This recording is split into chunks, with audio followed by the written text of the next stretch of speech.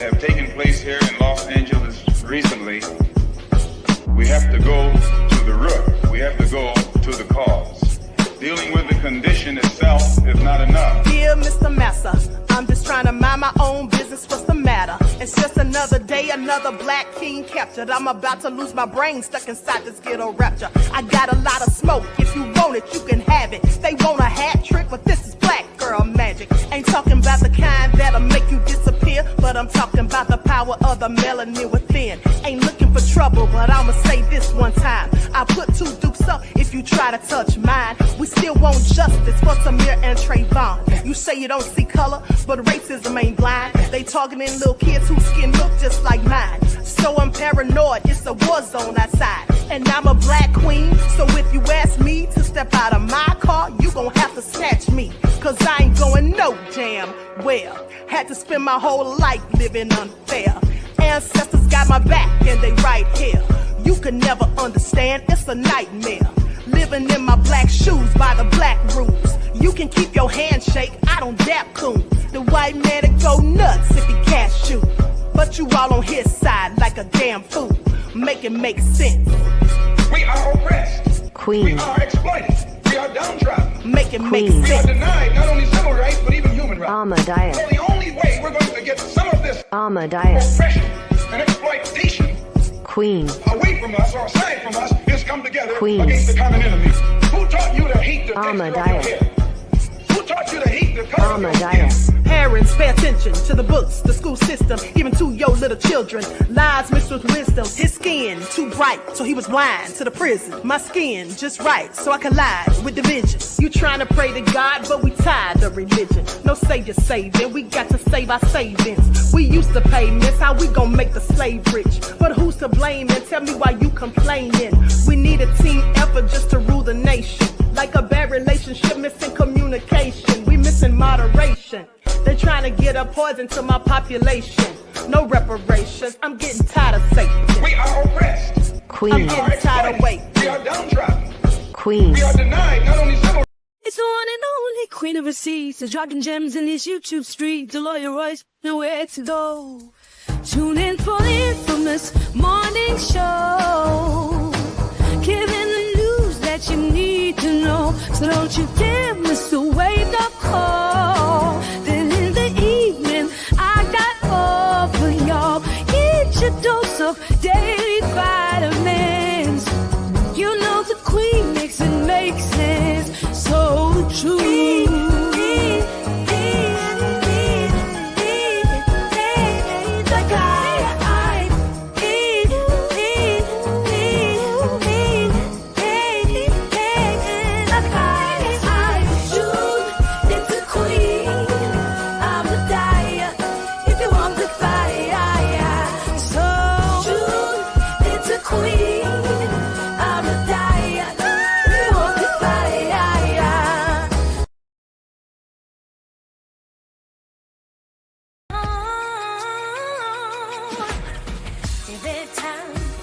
Sex day, my kick, the words, my baby, can't even only be money saves. It's like an earthquake, don't call you out. Queen of close to head, just get it from the bound. Such an awesome play, easy, just a more. Another Queen Ahmadiyyah production. Haze on the corner, they talking real loud, spreading on light, trying to bring me down. Enemies lurking, but I won't back away. Got a vision in my mind, I'm here to stay. Put my crew beside me, we rise like a tide. When the storm gets rough, we ain't gonna hide. Propaganda swilling, but it won't touch me. Only love around, that's how it's gonna be. We keep moving forward, never looking back. The truth's in the power, it's an unstoppable track. In the city lights where dreams collide, we hustle through the night, fire in our stride.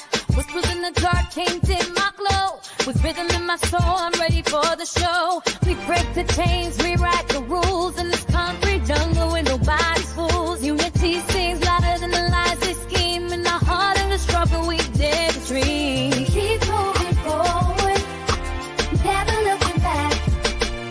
The truth's in the power, it's an unstoppable track.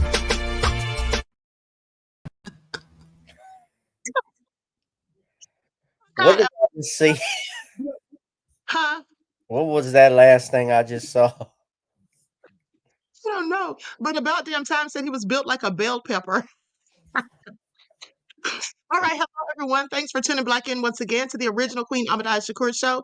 I'm your host, Queen Ahmadiyyah Shakur, and this is your Sunday Vitamins. So as you're coming in, please feel free to go ahead and subscribe to the channel if you haven't done so already. Be sure to click that notification bell and click the word all so you're notified each time Queen Goddess goes live. Also, don't forget to follow me on Instagram at Dr_A_Shakur, TikTok at Dr. A Shakur, and Twitter at DGoddess27. And as per usual, if you don't like what the Queen is cooking, you already know what to do. Exit stage left and do not let the virtual doorknob hit you on your way out. Okay? So everybody get those likes up. Remember, it doesn't cost you anything. And so shout out to my guest, Gavin. Okay. Gavin Richard Esquire is here today. And Too Strong will be here momentarily. He's running a bit late. So he'll be here soon. All right. With that all being said, let's get those likes up and let's see who's in here. Christopher Perkins, Samantha, all right, about damn time, Fat Boo, Al Hell No, Juju B, DSB is in the house, Miss AP, Danielle, We Next, aka DSB, all right. Samantha, Leon is here. All right, so let's get into it. Exact. Auntie Leah is in the house. All right, shout out to, hey, Lillian X. Christopher Perkins, shout out to all of my loyal royals and everyone tuned into the Queen. Okay, let's get into it, honey. Thank you, Juju. Said Queen looking amazing. Thank you, beloved. I appreciate you. Hey, Byron, that's right. Tell him to get those likes up. Josh Shaw is in the house. All right, DJ Big Six Dangerous is here. Okay, not dangerous. Okay, Khalid Herleen. All right, Deronda. Okay, so shout out to everybody tuned in. Let's, because you all, if you missed the broadcast last night, I was going in about the lies that Adria English clearly has been telling. And I showed footage from a members only live that I did where I was exposing her 4 days ago. And if you remember, intermittently, you know, when I've been doing videos about Diddy and his lawsuits or whatever, I have said every time I mentioned hers, or most of the times I mentioned hers, that her story didn't sound true. It sounded like, you know, she was expecting to get paid with the Jacob the Jeweler situation. And because she didn't get paid, it sounds like that's why she was mad saying all these things. Okay. Let's get it, Queen, says We Next, aka DSB. Thank you, beloved, for your kind words and for your contribution to the channel. Peace, love, and blessings. Okay, so I appreciate you. Now, with that all being said, we're going to go ahead and get started. Before I show the video that me and Gavin did yesterday when I interviewed Adria with all the lies and nefariousness, look at Gavin. Before I premiere that, let's go back to the members only live and go back over some more of the receipts that I didn't show you last night. Now, the members, you've already seen all of this 4 days ago, and this is just to let you all know, for those of you who are new to the channel, those of you who may not have seen the members only broadcast because you're not a member, or those of you who may just not have been following every single video. The fact is, I've been calling her out. And when I had her to come on for the interview, I already knew she was a liar. I had already called it out. And I'd already said that I wanted to get her on here to expose her. Okay, just like I did Courtney B. With that all being said, we're going to get into it. Don't think for a minute she ever had me fooled. And here's the thing. Now, the girl Misha that she talks about, that's her friend, well, people sent me emails asking me to have Misha on the show. And then the other day when I asked you guys, oh my goodness, We Next, aka DSB, just gifted 10 memberships to the channel. Thank you, beloved. I appreciate you. Now you all make sure you're shouting out We Next, aka DSB, because he is always gifting memberships to this channel. Okay, some of you have memberships thanks to him, so please make sure you shout him out. Thank you, beloved. I appreciate you. Peace and blessings. Okay, so now, what was I saying? Those of you who saw the membership live already know I had been calling her out and all of that. And then some of you were sending me emails about talking to the girl Misha. Okay, because people thought she was telling the truth because they said she broke down crying on somebody's channel and whatnot. And the other day when I asked you guys in the chat, I said, who do you all want me to interview that was a victim of Diddy's or something to do with the case? And some people were saying Misha. You said some other names too, but some people were absolutely saying Misha. I had not seen Misha, didn't know who she was. Now, I did know that Adria was talking about some friend of hers, okay, but I didn't know that that person was Misha. And so now I just feel like what she's saying is absolutely not true as well, okay? Thank you, says now they will be able to see it. Thank you, beloved. I appreciate you. Another donation to the channel from We Next, aka DSB. Thank you, beloved. Okay, peace, love, and blessings. So with that all being said, Those of you who've been following me, you know that I call out the liars and frauds, and I've been doing that for quite some time. Okay, so let's get into it. And only when they deserve it. Only when they deserve it. Okay, and so let's talk about it. Let me see. We're going to start with Courtney B. Okay, we're going to start with the video, the clip from the membership video where Courtney B was corroborating Adria English's lies, and that's because they're both liars. Okay, please pay attention. In my opinion. Okay, so let's get into it. Now I'm going to put another overlay on here, just so I don't have any copyright issues, because Lionel B has said that he's striking channels, and I imagine that he would definitely be mad at somebody calling out the lies and BS. Okay, so this is Courtney Burgess. You all remember him. So let's get into it. His lying self. You see, what they're doing is they're corroborating each other's lies to make each of them sound believable. Please pay attention. That's all they're doing. Both of them are lying, and they're corroborating each other's lies. And the guy, Lionel B., who's conducting this interview, well, he's listed on Adria English. That's the lady that's speaking and telling all the lies. He's listed on her social media as her manager. Okay, as her manager. So as her manager, that means that he gets a percentage of any of the monies that she's making from this grift, because that's all it is. Okay, please pay attention. That's all. Allegedly. He's allegedly getting some of that money, in my opinion. Eating off the female, like she said. When she said it, I knew exactly what she was talking about. You know what I'm saying? I did witness that from seeing her him eating strawberries and stuff off the female that was laid out on the table. So she is telling the truth. I know you ain't gonna have no BS up on your show. She touched me. She said that. No, she didn't. Right. And I recall the money that he paid his neighbor, and when they were shooting at her, and yeah, everything she said, it was like a vision. This ninja said it was like a vision. This ninja said it was like a vision, y'all. Sheila said, I can't stand how Courtney tried to explain his story. That's right, because he's lying. Okay, Deronda said, gotta get up real early to fool the queen. Fools. Okay, that's all they are, is some damn fools. And let me just show you another receipt, because she just told you guys, she just said that the little girl that she's claiming was 11 in one sentence, then coming back and saying in the next breath she was 14. She showed the picture, right? They showed the picture, but here's who that is. Let me share my screen so I can show you who it really is. Like I told you, they're just some liars who lie. Please pay attention, honey. Hold on. Here we go. Y'all see that? That's the same picture that she's showing. Let me just take this off the screen for a second. Let me just take this off the screen for a second. Hold on. Okay, there we go. Now, y'all see that. Now, here's the thing. What does this say? Sean Combs accused of gang rape of 17-year-old in new lawsuit. This came out December 6th of 2023.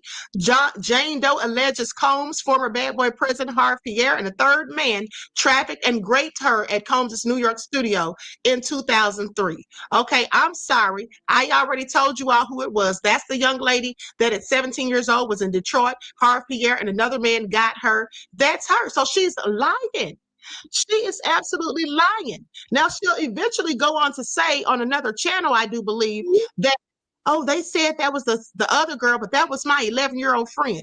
First of all, that don't even look like the body of an 11-year-old. That's for number one. Are we supposed to be stupid? Well, clearly she thinks people are stupid. And the other thing is, when the paperworks were filed in court, you don't think that they would have figured out if this was all lies, that wasn't even the same person? Because remember, in one of the filings where they said that Diddy had underage people there, and then later they tried to get some grown women to come out and say, oh no, that wasn't underage girls, that was us.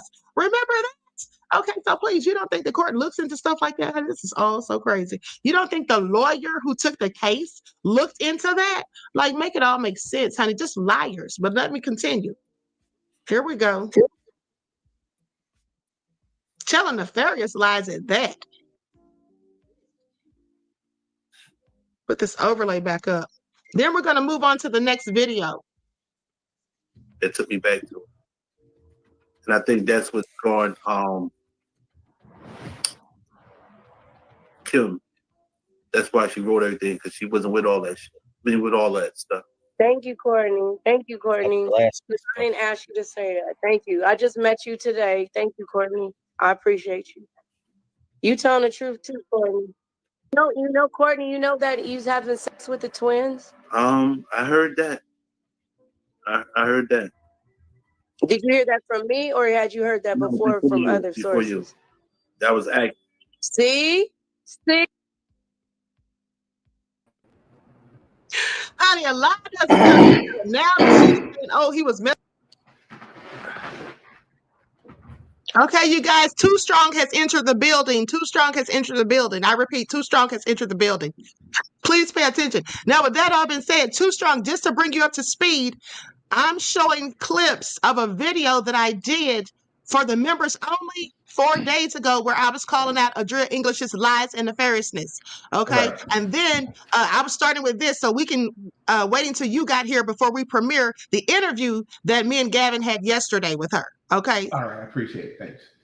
Messing with his twins. Now Courtney's like, I heard it too. Please sit down somewhere. Don't y'all think that if he actually heard that, he would have already said it prior to being on this live with her? Don't you think he'd have either said it on the guy Max's channel with the true crime channel, or he'd have said it on my channel, or he'd have said it on Sean Atwood's channel, or he'd have said it anywhere with all these interviews he's done? Okay, don't you think so? Like at the end of the day, he would have said it on News Nation. But no, he's lying. They're both lying and covering for each other. Please make it all make sense. It's just pathetic. See? Oh my God! I know he was having sex with his aunt. Man, oh man. With his twins. That's what they said. He made a statement saying, "I have double the fun now. She's out of here." I know he was the lady that supposed to be his mother. He's been giving them dope in the bottles. You know how nobody wants. Okay, I'm going to stop right there. Now he's also corroborating something that she lied about, saying that Janice Combs is not his mother, that's his aunt. Now he's saying, yeah, I heard that there was this. He didn't say any of this before he met her. So please pay attention. Okay, he just heard her say this. Maybe they both sat down together and came up with the lies together. Who knows? But at the end of the day, he never said any of this stuff until she said it. These are just some lying asses, honey. People like this make me so sick, because here's the problem with them. They're sitting up here telling these damn lies, and this is all problematic for the people who are actually victims, who've actually had trauma, who've actually been abused and been through the ringer and had wicked things done to them. They're sitting up here making up shit just so they can get, excuse my language, but I'm ticked off. They're sitting up here making up this stuff just so they can get checks and clout. Okay, that's all they're doing. This is a darn shame. Cookie said he's being messy. They're both being messy because they're idiots. Okay, but let's continue. Now, here's the next video.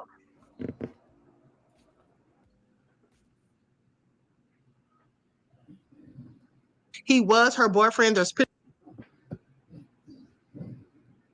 okay, so now I'm going to the part where she copied my exact talking points about the chakra bursting. And just so you guys know, she actually admitted that to me 2 days ago when I was talking to her on the phone. She said that's why she kept calling me the spiritual lady.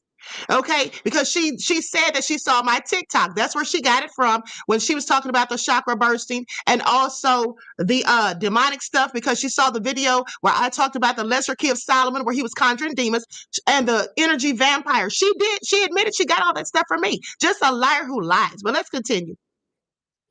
Pictures of them together, and at the end of the day, Diddy has asked other people to do certain things like get on their knees for him, other men, so he likely did all of that. I absolutely believe that. I believe she was working the white parties and all that stuff, but all this other extra stuff she's saying sounds crazy as hell, so I'm going to fast forward just a little bit. My parents are from LA, and so they raised me in the suburbs because they didn't want.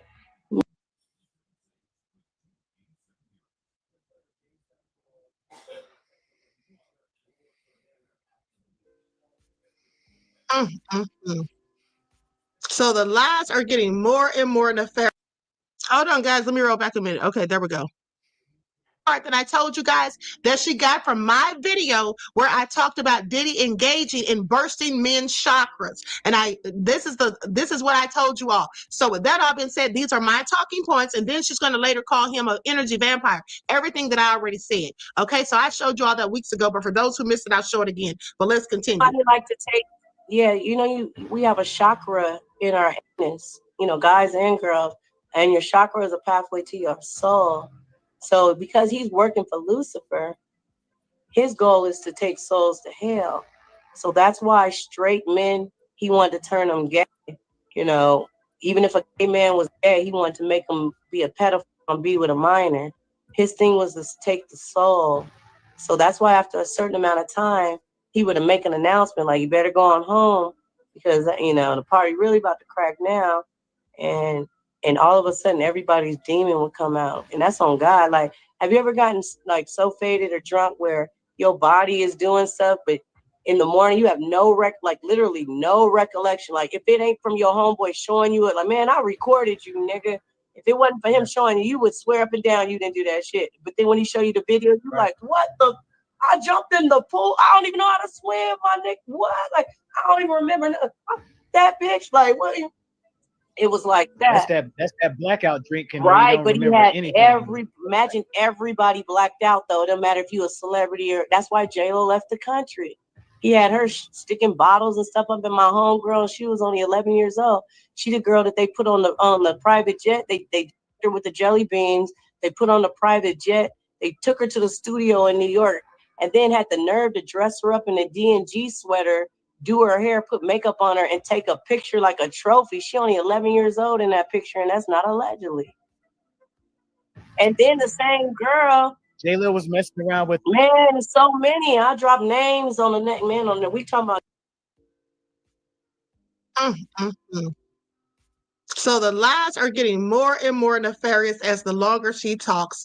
Okay, the lies are getting more and more nefarious. Now, with that all being said, hold on, because don't forget that she said something about the chakras, and she's also going to say something about him being an energy vampire.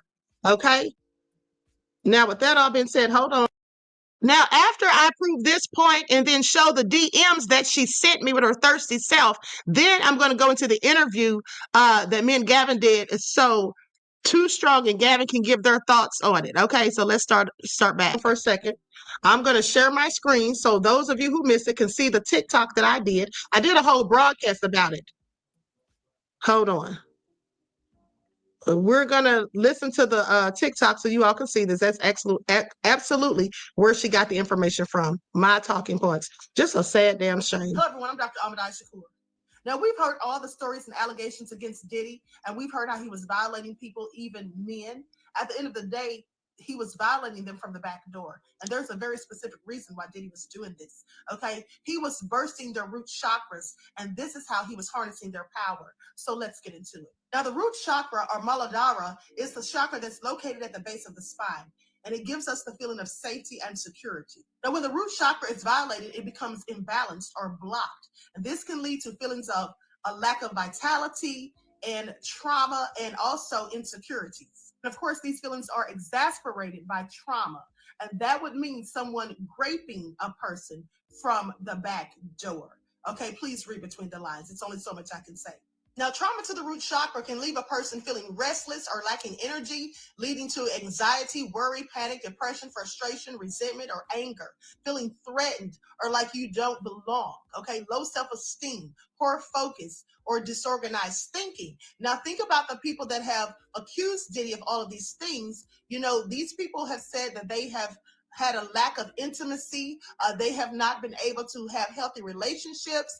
They've suffered from depression and all of these different things, because that's what happens when someone disrupts the root chakra, specifically when someone is viciously assaulting you, okay, from the back door. Okay, again, please pay attention. At the top of the kidneys, there are adrenals, which produce several hormones, including adrenaline, okay, which stimulate the fight or flight response. Now, this ties directly to the root chakra survival drive, and this chakra is also associated with the gonads in males. So the root chakra is the foundation for our body's energy. Now, all of the chakras are energy centers, but the root chakra is the foundation of all of that. So if someone's traumatizing or violating the root chakra of a person, they're able to harness that person's energy, the power, the very essence of the person's being, and it makes them stronger, and in fact keeps their root chakra open while closing the victims. And as it closes, this is why the person suffers this trauma repetitively, and this is why the person, becomes depressed and stays in a low vibrational state, while the person who's taken their energy and absorbed it obtains this power, and they're high vibrational. Okay, and at the end of the day, this is what Diddy was doing. So please pay attention. It's like in the game of Pac-Man, when Pac-Man would eat the power-ups and then obtain power. It's like Diddy back in the 90s, when you think about it, Diddy was no tough guy.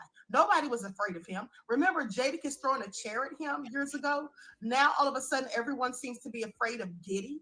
Well, that's because he has this power where he's harnessed these other people's energy and their power. And think about it like this.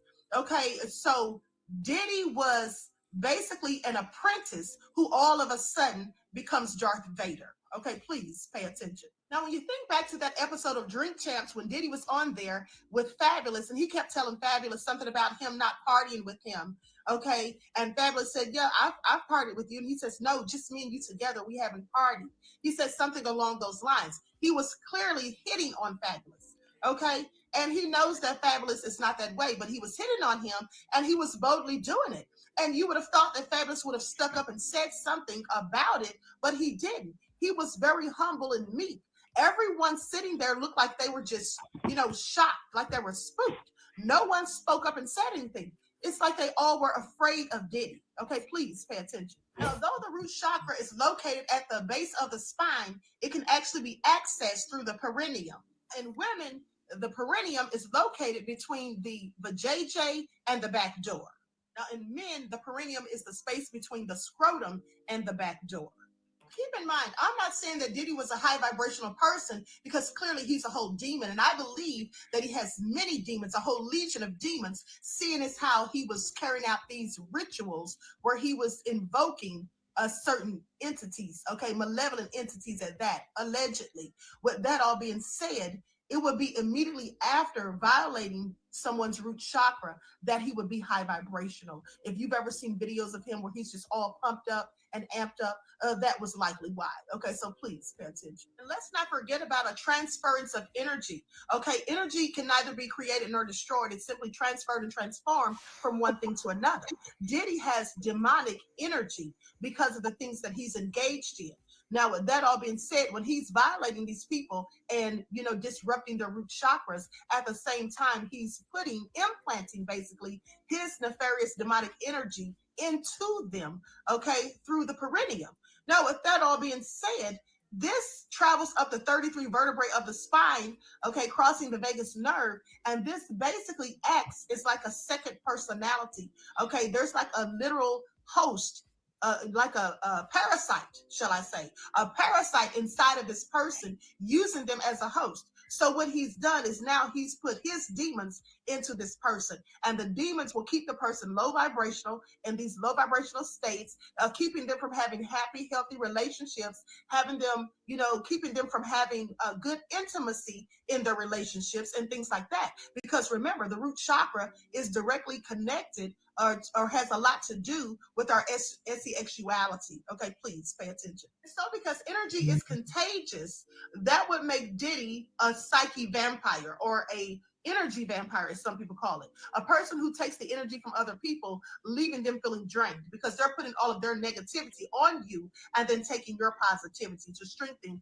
themselves. Now, some people do this by just telling you, miserable things that are going on with them, telling you low vibrational stories or about their problems, just putting all of their problems on you. If you, for example, have a person who calls you every time something goes wrong and they want to vent to you, you could be high vibrational, but by the time you're done listening to all of their problems and woes, now you feel absolutely drained of your energy.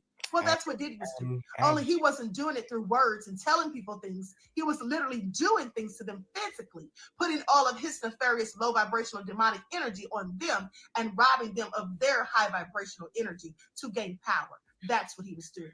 So please pay attention. Now, mind you, this is all alleged and pure speculation. Diddy maintains his innocence of all the allegations that have been levied against him.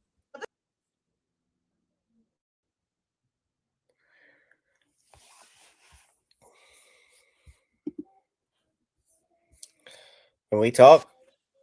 Yes, You go ahead. muted. Okay, I'm unmuted. All right. Okay. I didn't address your well, first off, I didn't address everybody, but good afternoon to all. Thank you all for your kind remarks I've seen in the comment section. So it's a pleasure to see y'all and be back. Queen, that Burgess guy for a second, I thought he was that was Papa Levert. Yeah, he had the gray beard and all. You know, Eddie Levert is sitting in the chair now singing "I Love Music." So I recognize. Yeah, I don't know anything too much about him, but if we're talking about the video that we did yesterday, it was, and I'll just address it for the. I'm sure mostly everybody who's on here had a chance to see it, but No, nobody's seen it yet. nobody. Okay, nobody has No, seen I'm it. going to show it while we're all on here. Yeah. Well, But I'm you can go sure ahead and say when what you got to say about it. uh, Oh, hold on. that I was, forgot to show my disclaimer. Hold on. yeah, I would put that up. Okay, disclaimer. The allegations stated by Adria English in this video do not reflect the views or opinions of Queen Ahmadiyyah Shakur, the original Queen Ahmadiyyah Shakur show, unaffiliated news media, Too Strong, or Gavin Richard Esquire. We collectively believe all of her statements about the people she mentions to be complete lies, satire, and unequivocally false and without merit.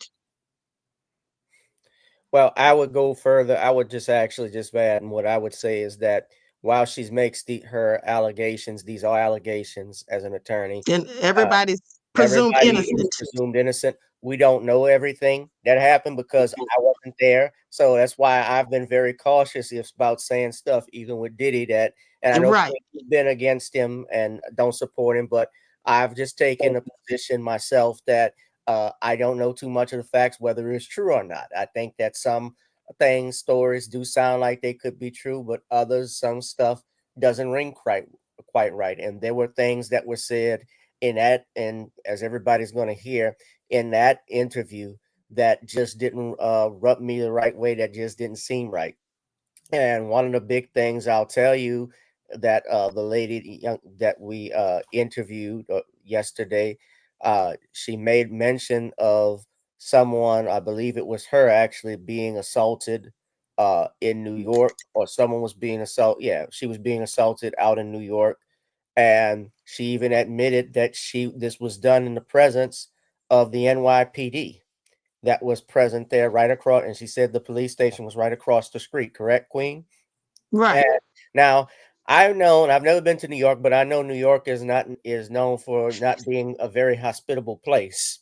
But I also know that if police officers see a crime being committed in their presence, they are required by their code of well, I shouldn't say code of ethics, but by their rules, their procedures that they have, and Policy.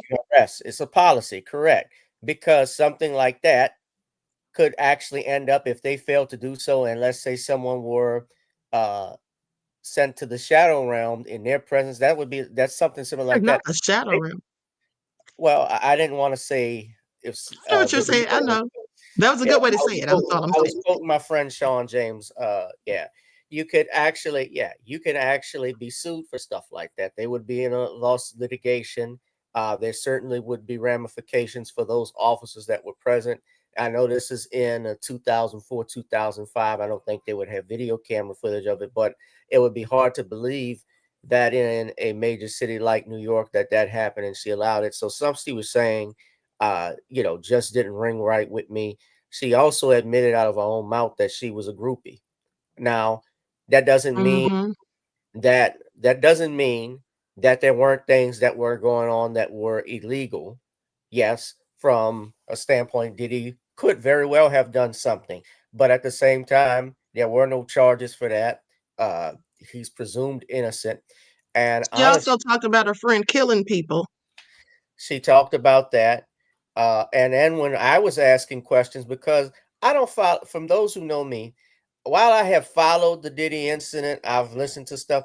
I don't listen to everything about it because I have my own life that I've been that I and my own uh things that are coming in my life that I worry about. I don't really worry about celebrities too much, like talking about it and following them. But I know Queen has followed she's been following this often, so she's more has more details about it than I do.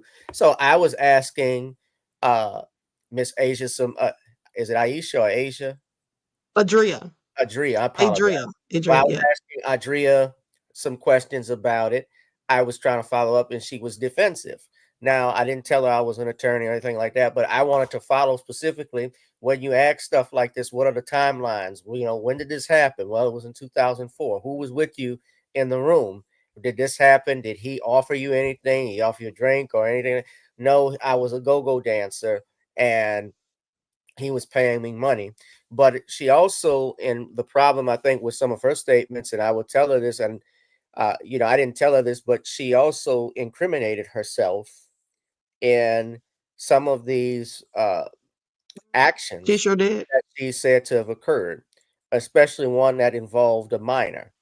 So I don't know if she had legal representation, and from what you told me, her attorney had you said asked her this, her attorney had stepped down from the case that she had, Right. but does she have new counsel? Is a question I think she didn't mention that who her new attorneys were. Um, you know, she also implicated Diddy's attorney in doing some Right.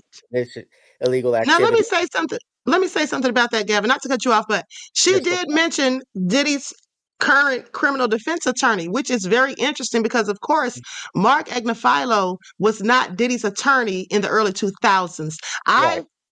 I think I was probably one of the first people to report when Diddy acquired that man as his attorney, because previously he only had the civil attorneys that he was dealing with. And I don't think he's ever dealt with Mark Agnifilo, okay, this high profile attorney. Even with the 1999 case, he had Johnny Cochran and some other attorneys. But so that was just all Correct. crazy. That correct. Johnny Cochran represented him on the gun charge case back in 90. I Right, think that was in 97 or 98. Yeah. And right. at that time he was dating J-Lo. And she even implicated her and stuff. I mean, and it was all going, it was, and I had my head down. I was trying, and we were respectful to her. We let her talk. You know, I didn't call her a liar or anything like that, but I just had hard times accepting some of the stuff she was saying. And then I think the Right. major point that you got to look at too, Queen, when we talk about this, when all of these women who are coming out and making these allegations from 20 years ago, what playback, who does that sound like? Like the Bill Cosby situation. Exactly. Exactly, because when the Bill Cosby situation started, and they've even said this is when this whole Me Too movement started to take place. So now you have all of these women that have come out from 20, 30, 40 years ago or 50 years ago against Dr. Cosby and made their allegations, some of whom had no evidence, no police report, which I even asked her, did she make a police report in that incident when she was assaulted? And she came up with the bogus thing, well, I was the police were right there. Well, ma'am, my follow-up is, well, why didn't you just go to the police station right there and make your report? No one did Now, let that. me say this. Let me say this too. I almost forgot about when she said that, and also when you were talking to her earlier in the interview, you asked her something and she said, I don't have a report, Gavin. Remember that when you were asking her about something and she said Right. she didn't That have a was that. report? Well, there is a story that I actually covered months ago where she, in fact, was supposedly had supposedly filed a police report against Diddy. Okay, that was a whole articles that came out about that, saying that she filed police reports against Diddy, but they said there was not enough evidence when she was trying to say Diddy was trafficking. So she did file police reports, and not about the incident of the fight. Yeah, I don't know about I was that, but talking I'm just about saying the she has assault. filed reports, but she sat there and told you she didn't. But hold on, let's let Too Strong say what he has to say before we start the interview. Well, I was riding and listening at the same time on the way. So sorry, apologize for being late, but Oh, no problem. unexpected things. But anyway, I want to start with the Adria English girl. I don't know much about her, but what I do know is the little bit when I watched her, she was very uninteresting to me because she jumped I noticed right away that she would jump in and out of character. Like she would forget what she dare to talk about. You know what I'm saying? And what I mean by that, not the substance, but her demeanor. She like too happy and too sad, and then she's going all over the place with her emotions. She's looked like a liar. You know what I'm saying? And so I didn't really listen much to her. And you can tell that when she talking, I didn't know that she was regurgitating information from you. I didn't know that until you pointed it out to me, but I could tell she was getting it from somewhere because she's not confident in what she's saying. I mean, you can just tell when somebody really not confident in what they're saying because they don't even understand what they're saying. Like the thing that if I try to regurgitate what you said about the chakra and all that, you're gonna know what I'm doing because I don't know it enough to speak fluently about it. You know what I'm saying? So I could tell that she was a liar. But as far as Burgess, he a whole different he a whole different level of lying. And at some point, to be honest with you, I like blazing him because it's fun and it's good to point them kind of liars out because they're dangerous. You know what I'm saying? But at sometimes during, like when I'm looking at him, I kind of I feel sorry for the dude. You know what I'm saying? Because he something is wrong with him. You know what I'm saying? Like the more and more you watch him, you realize something is really wrong with him just by the way he talking. And he know he lying, but what happened is he jumped in the game thinking, hey, I'm gonna just put together a quick scam, sell me some books, make $1 million, and then I'm out. Right. But now you all the way at the grand jury with with the FBI, and you can't pull back now. The problem with that is now here go the problem with that. I think he's going to jail. I think he's going to jail. You think he's going to jail? Yes. I think he's going to jail. I'm almost unless he cooperate or already cooperate. Because I mean, we all know this. If you lie to a federal agent, then that's a crime, and they take that very serious. So when he went to the grand jury meeting or whatever, he had to tell them people something. Now, I got an inside scoop that what he may have said, I cannot confirm this 100%, but I heard he said what he said is that he had the tapes and then somebody stole them. You know what I'm saying?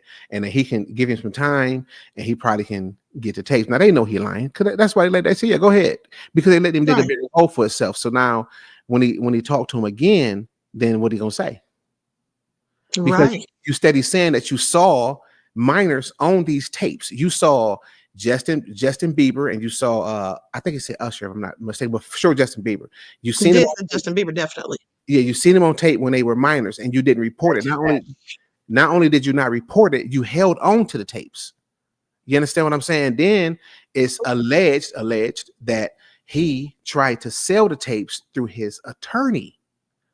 You understand? That is like, you done went way too far, and now he got to figure out a way to pull himself out of it. And the only way for him to pull himself out of it is cooperation.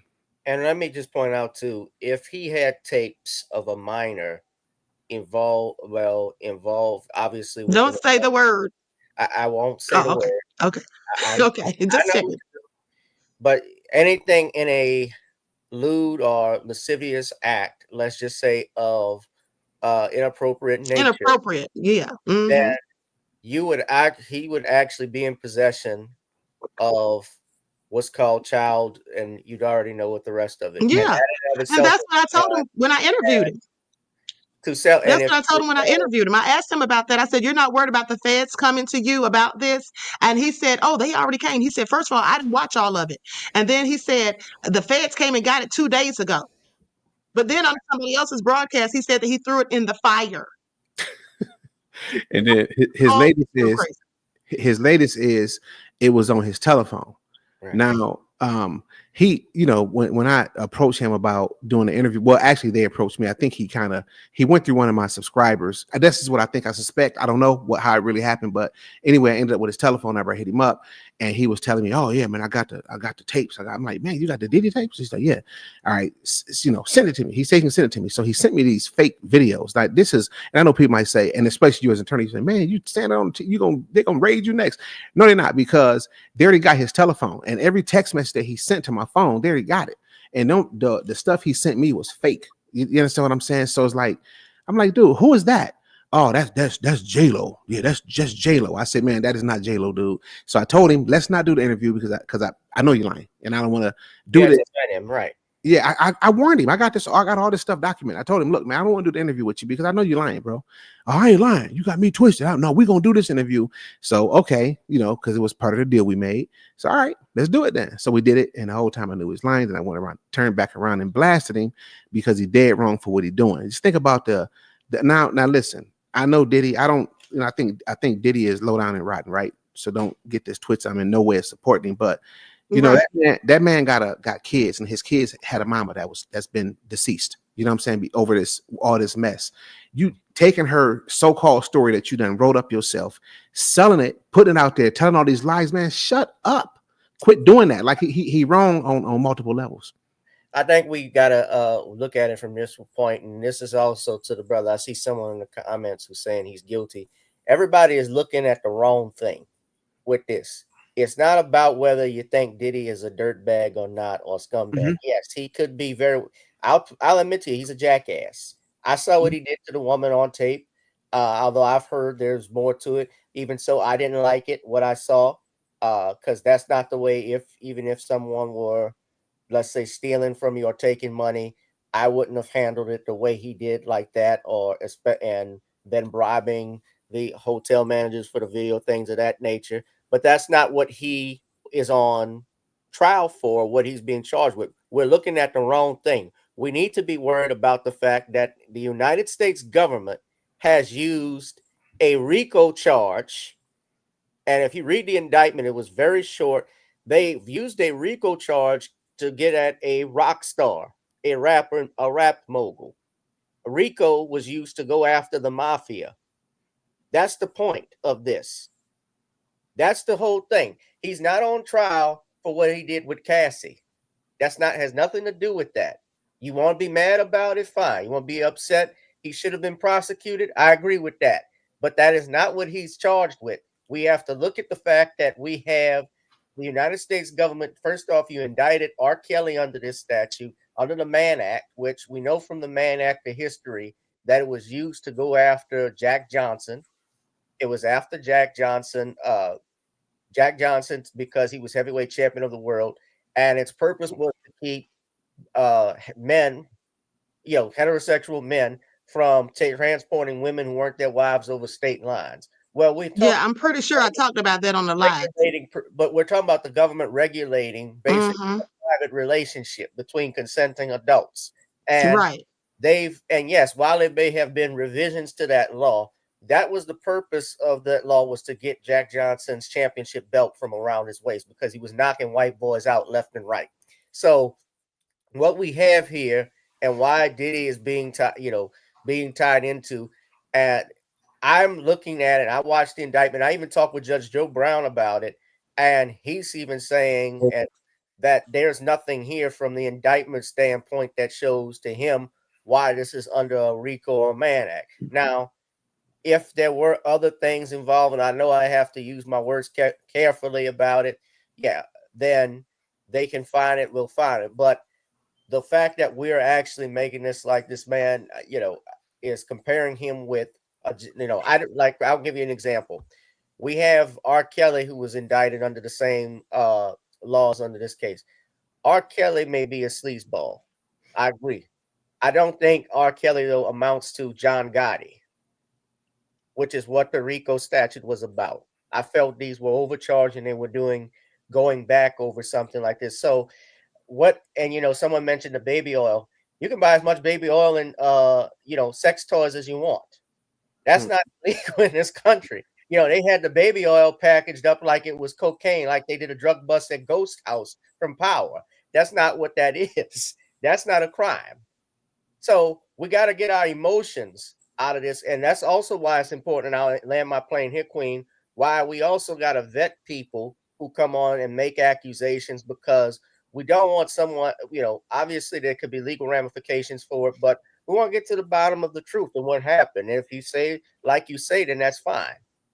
But if it's not, shame on you. Right.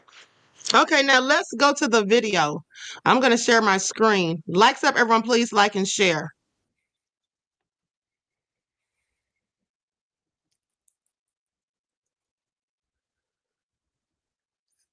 I could sense that you're gonna put some respect on the situation instead of doing what that other girl, like, you're the real and she met the fake. Like, she should have just waited on me to talk with Right. you, and that bad thing would have never happened. But she was trying to line it up, and now her whole like aura is all destroyed because that girl got her on blast with her first and last and all that. But anyway, we sorry. Right. Doxer, basically. Pretty much Like, doxer. Okay, so now just for your FYI, I had to put the little cigarette thing on her face a few times because she was smoking that gas. Okay, please pay attention. All nefarious. Now let me ask you this, beloved. Now, how did you come to meet Diddy in the first place? You know, initially, Miss Queen, I appreciate you and your partner having me on. Thank you. Your platform definitely re-energizes our souls and definitely paints a new perspective spiritually on what's going on carnally in our planes right now. But because we talk through the spirit, I appreciate you respecting me on your platform, because I know there's a lot of skepticism, and a lot of things that we're saying sound unbelievable and sound like we're lying, we're making it up. But imagine your imagination being that vivid to even create something like that if you're lying. Right. Imagine just sitting at home or in your school classroom or whatever. You ain't never been through it before or anything. You've never seen it. Nobody's ever talked to you. And you just able to just create a whole detailed, come on now. At the end of the day, we're victims for real. We lived through it. We seem crazy because most people can't relate. Most people ain't even met a celebrity in real life, let alone have sexual relations with them. Right. That's their fantasy. And it's like they're like low-key jealous or hating at the fact that we actually did it and they dreamt of it or fantasized of it. And I'm not saying it to brag or boast. This is some real, I wish it didn't even, I wish I was them.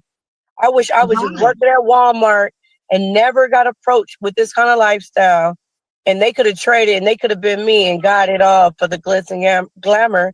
Because at the end of the day, they try to take my soul for this. But I praise God, he allowed me to be my discernment all the way up with the Holy Spirit. Thank you, God. Because I would have been like one of them. I would have been Beyonce. I would have. If they would have let me get on at a young age, I would have been on the other side and y'all would have been calling me J-Lo and all that. Because they would have put it in me. They would have, they would have groomed me. Right.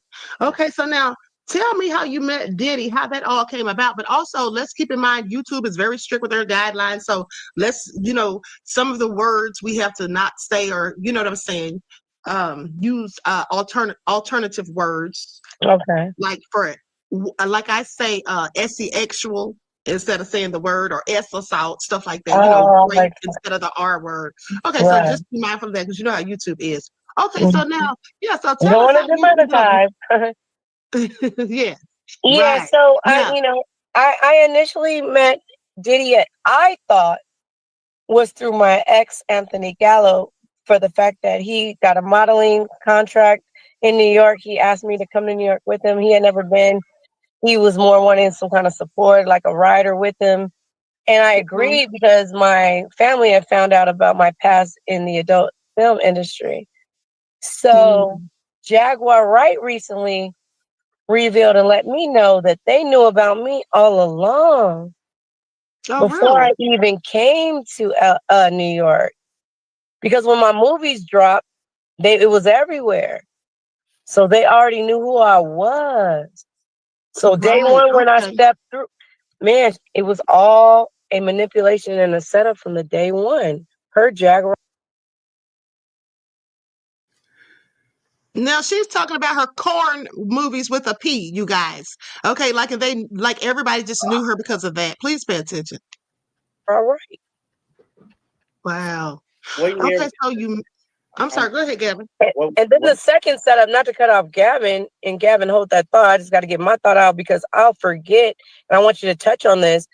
Miss Misha, the other victim, I'm going to bring on our next video. We're going to bring her forward to cooperate. I sucked strawberries off, and I didn't know she was 14 years old when she was laying on that table.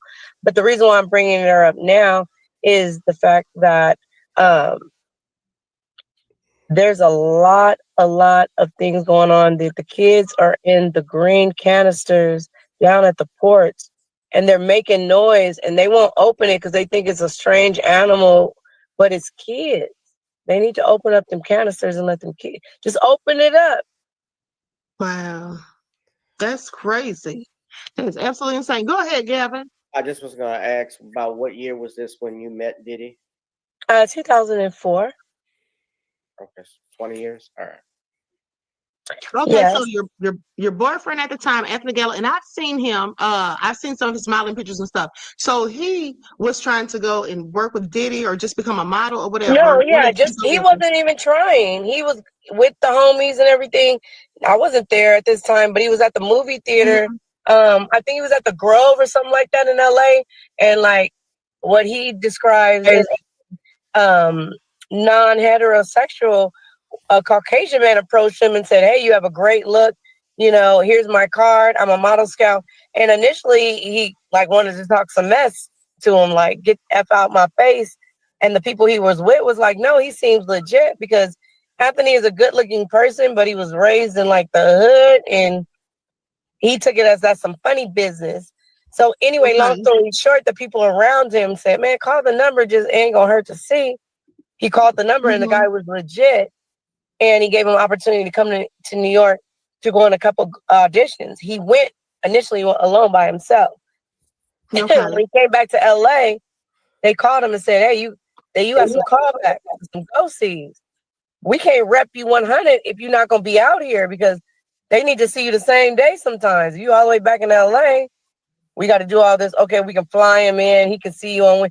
They might want to like see you back the same day, because the thing is tomorrow. So if you want to book, work for real, you need to be out here, and we're willing to put you up." And then Okay. he asked me would I go with him to New York, and it was at the same time that my family had found out about my disgraceful behavior in the past. So when he asked me to go, I was like, "Hell yeah, I'm going with you." Because basically you were like the black sheep now. The family's upset, so you just wanted to move on. Yes, it was so embarrassing and shameful.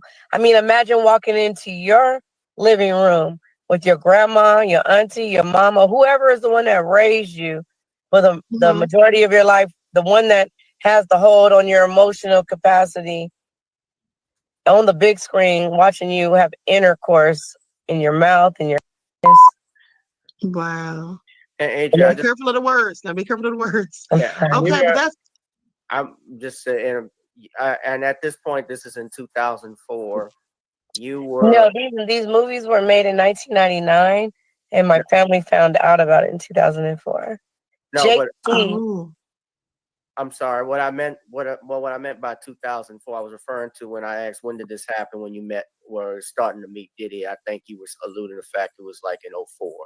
That's what I was. Yes, because Anthony, he had an audition for Sean John campaign, and Diddy asked him to perform Fellatio, and he refused. And so basically, the negotiation was, well, if your girl works at my white parties, I'll let you book the campaign anyway. okay. So Because he knew that was the deal for him to be a.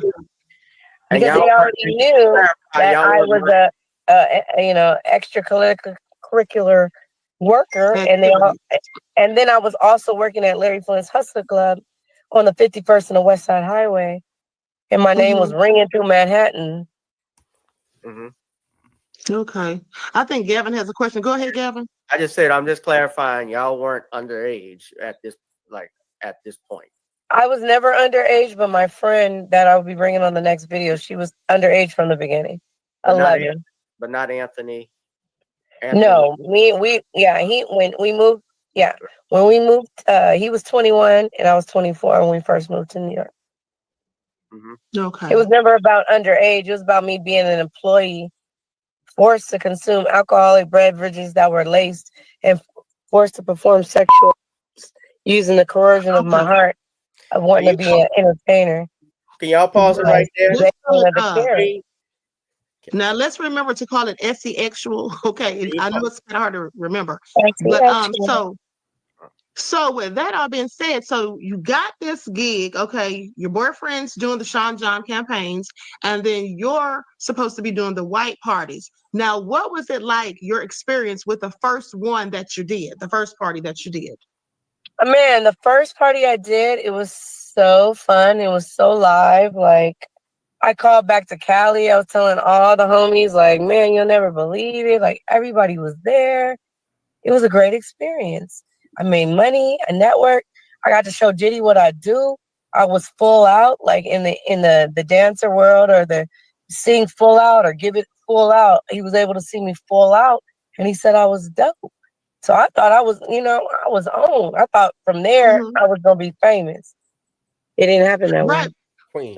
because you also were into music, right? Mm-hmm. Hey, Okay, Gavin. Go ahead, Gavin. I was trying to get your attention to stop, but if y'all paid very close attention to what she just said and what she said about a minute earlier, when she said, I asked her if she was underage, she said, no, it wasn't about being underage. It was about being coerced to consume alcohol. And I'm paraphrasing, do dancing for stuff, for entertainment, for what I had out of my heart. So what she is saying essentially is, this was something I wanted to be doing. I wanted to be in an entertainment business. This is something that I still feeling. That's what that question answer meant to me. Am I right? I don't know about anybody else. Yes. 100%. Yeah. And she says that throughout the video. She continues to say things in reference to letting us know that that's what she was doing. Absolutely. Yeah. And it took her 20 minutes to answer one question. Okay. So making up all these lies is hard, I guess. Hard work. I'm sorry, Queen. Go ahead. No, I was saying, so you wanted to do music eventually, right? Was that your hope, to do Yeah, music I had a or be in girl the industry? group. My whole girl group was he had all three of us. And I was, the Beyonce of the group. Not that I'm a Beyonce, but just my music is very healing and spiritual and melodic. My background is not a background because I say you the background. They just know to back me up. I don't know how to explain it. And it was a perfect trilogy of a group, especially for that time. And now I know why he never put it out, because I was from the light. Right. He chose to support Beyonce and Rihanna because they do witchcraft negatively, not the positive. Okay. Now, Gavin, go ahead. I think Gavin had a question. Well, I was just saying, okay, so I'm just to follow, I'm making sure you eventually, Queen asked you, and you stated you eventually wanted to do music because not eventually. I was doing music before I ever came to New York. I wanted to do music through him. Yeah. But I'm saying how you got introduced was through your boyfriend at the time, and you will go to one of the parties. But I'm just so I can follow, what was your... No, my boyfriend was not trying to introduce me. He let me come along and tag along to his audition because we were all groupies and fans at that point. We were from California. We had never been in New York or on the East Coast, period. We were fans of Jay-Z, Diddy, 112, Biggie, Little Kim, Black Rob, Mace, Craig Mack. We were fans. Right. So he knew if he went to the audition without me, I was going to talk mess to him, because I always said, if you ever get an audition around any of these certain people, I want to go. So he would just invite me to go. And then he busted out of the door saying, hell no. And I'm like, what's going on? And when we got off the elevator, he was like, man, he tried to ask me to suck or perform a SEA on him. Wow. And it shattered our dreams of meeting him, because we were like, what? Cassie was the same way. She used to hang out in our apartment because we were that hot couple from the West Coast that had an apartment in the middle of Manhattan. So while all the models would be in between their auditions or go-sees, they would hang out at our apartment and, smoke trees and play video games. Okay. So just having a good time and everybody chilling together. Okay. No, we were convicted. If you lived in the Bronx, whatever, and you don't have, it's 1 o'clock, you don't have another audition or go see till 4, instead of going all the way to the Bronx and having to come all the way back down, you went to the cool couple's apartment where everybody was at. Because they right around the corner from where the audition gonna be. Okay, that makes sense. Okay, so now talk about your first experience. You said you had a good time at the first party. Everybody was, everything went well. You just They were enjoyed jocking yourself. me. They were jocking me, but I didn't realize it. I didn't take it as I look back now, they was jocking me. But in the midst of what was going on, I didn't realize they were jocking me. I thought I'm doing a good job. Like, Right. I didn't know. I've never done it before. They're not kicking me out. They're not firing me. I made it to the end. They handed me my money. I got in a car service. They got me back into my apartment. And then when they gave a good report, I said I did a good job. I was proud of myself for that. But they were really jocking me. Like, her attitude and her personality is cooler than a motherfucker. Like, she not, because I'm 46 now, but I was 26. She has that spirit that we can take, and manipulate. But I'm not Okay. knowing they looking at me like this. If you can really feel me Right. on that. Okay, so now You were let's singing, talk and about when you the. said they I'm were sorry. Go ahead, jocking you, Gavin. I just, and when you say that you felt they were jocking you, you were singing at this point. You were singing with the No, no, girl. no. She wasn't singing. She was at a party. She was I was hosting leading the with white my party. dancing. All Dance. I was putting for the forefront was exotic dancing, I was see. go dancing, and only let select people like Neo, T-Pain, Diddy, Jay-Z know that I sing and rap. And they Right. said I'm dope. They're gonna put me out. But they never did. Okay. Because my Okay. music So, was for the light. Right. right. What I was trying It to, was probably. well, I was trying to understand where, because when they I say need good you to job, understand. I need uh, you to understand. no, I need, Gavin, no, I need to Gavin, you Gavin, understand. maybe need to, Gavin, you maybe need to follow along for a bit because I've already read her lawsuit. So I thank know a you. lot of Thank the you, things Queen. that's already going on. Thank you, Queen, I because want to, I feel I want like, to ask, I've already, like, not, like he's asking me, like, literal specific, like you said, that's in the lawsuit, like, ask me something else or something, Gavin, because I right, mean, right, No, but Queen, if huh? you're right. saying, no, but well, I mean, I'm just trying to follow. I That's understand what what I'm saying. But if you had read everything and done your research, you wouldn't have to try to follow. You would already be caught up. yeah, but I'm trying to, but if I'm asking you something specific and you know it, you can just, tell me because I'm Okay. just trying to All follow the right, Gavin. dance. I thought you had limited time. Go ahead, Gavin. Well, no, I saw that. I did read the report, but I'm just saying some things when I saw The on, report of my lawsuit. I don't have a report. What report you mean? I read the article online from TMZ. Which article? It was Instagram on TMZ about you, but I was just trying Which to. one? TMZ have already done 3 stories, and I've done 2 Tubi documentaries for them. So that's a total of 5. So which one did you see, Gavin? Whatever one I had pulled up in Google when I looked at your name, I I can't don't give. know which one that is, Gavin. Can you let me finish and I can give it to you? Yeah, I'm waiting for it. Okay. Well, I'm about to give it when I pulled your name up. Let's see. So you're on the Tubi documentary, The Downfall of Diddy? Yeah, but they filmed me before Ali Carter. Really? Oh, I didn't even know she was on there either. I haven't seen it. She the one that talking Okay, about the I'll have little to watch people. it. Remember when she talking about the little people that's being huddled by the? Right. That's what she. But because they Mm-hmm. 8 and 7 and 6-year-olds, they're not That's midgets. really, They're not grown midgets. I know They're what she was kids. talking about. And Yeah, they I were know what she getting, was and the saying. people that were around them, the ones on the inner part and right next to the kids, were getting. Don't say too much, honey. But I know what you're saying because I've seen her videos. And Okay, she in the so hospital now. They poisoned her right after she talked. TMZ did it. Yeah, Harvey, I said it. Allegedly. Well, right after she did that, all of a sudden she's poisoned in the hospital. She's still in the hospital right now. really, I didn't know that. But go ahead, Gab. Okay, now, so if you guys have anything to say, go ahead. Go ahead. I'll go ahead and I'll just start. I did not overstand it. I'm still trying to understand it. While I was asking her, and the article, you're going to hear me pull it up as I pull it up from her.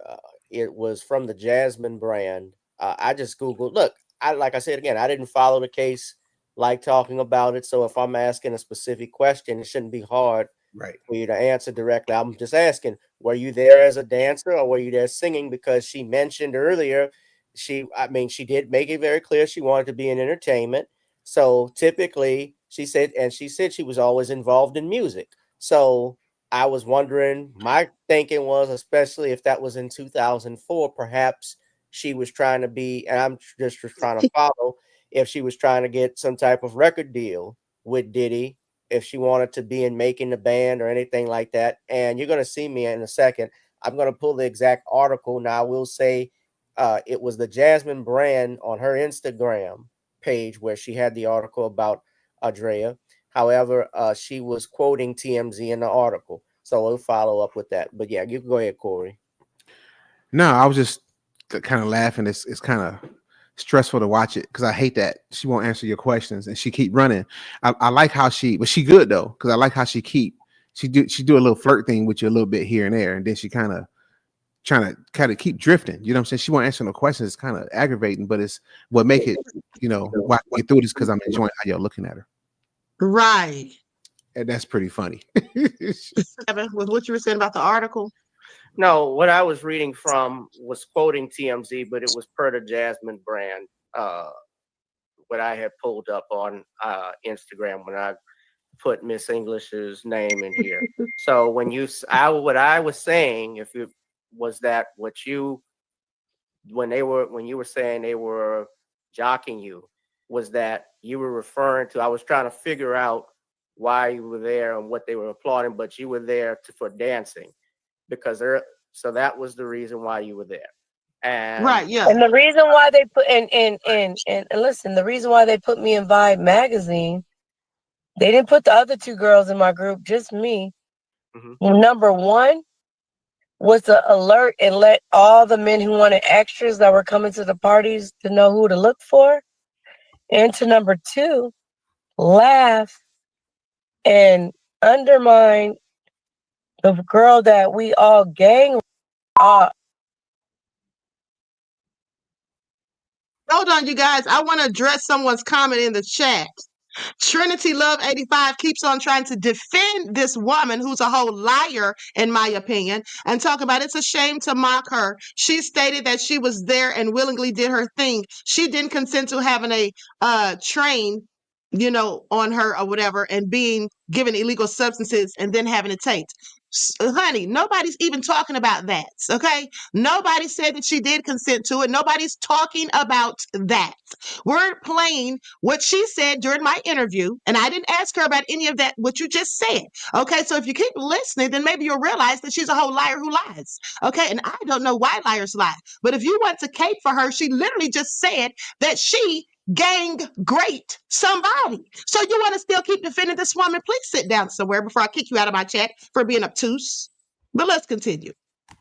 We all gang are and she was unconscious, and she was unconscious, and she doesn't even know. And we smile in her face, and she done took pictures with us after that, so she don't even know that we did that to her. Now I know because the feds told me. Wow, because so they put me in Vibe magazine. They didn't pay me. I didn't sign a release. I didn't know I was going to be in there. That picture that they took was from 2004. They ran the story in 2006. They ended up messing themselves up, because if they would have never did that trying to get over on me, I really wouldn't have had no real proof for real that I was there, other than my word against theirs and then the pictures I got, which would have been enough proof. But then putting me in the magazine, you can't say I wasn't there. And then it's not one. You got me in the black dress there. You got me in the go-go shorts there with just my hair. You got me in the go-go shorts with the group, and they got a hairpiece on me. You see I'm there multiple times. You could have hired a different girl every single time. You kept hiring me because I was with the business through your drugging and persuasion, because I thought I was going to be home. Right. Okay. So now let's talk about the night the incident occurred, and let's make sure we don't say too much, because you know how, like I said, how YouTube is. Even though I can edit this, I have it connected to my YouTube channel, so YouTube's still streaming it, even though nobody's seeing it right now but us. Okay. So let's talk about the night when you had the incident that occurred with Jacob the jeweler. Yes. And It was very fluent.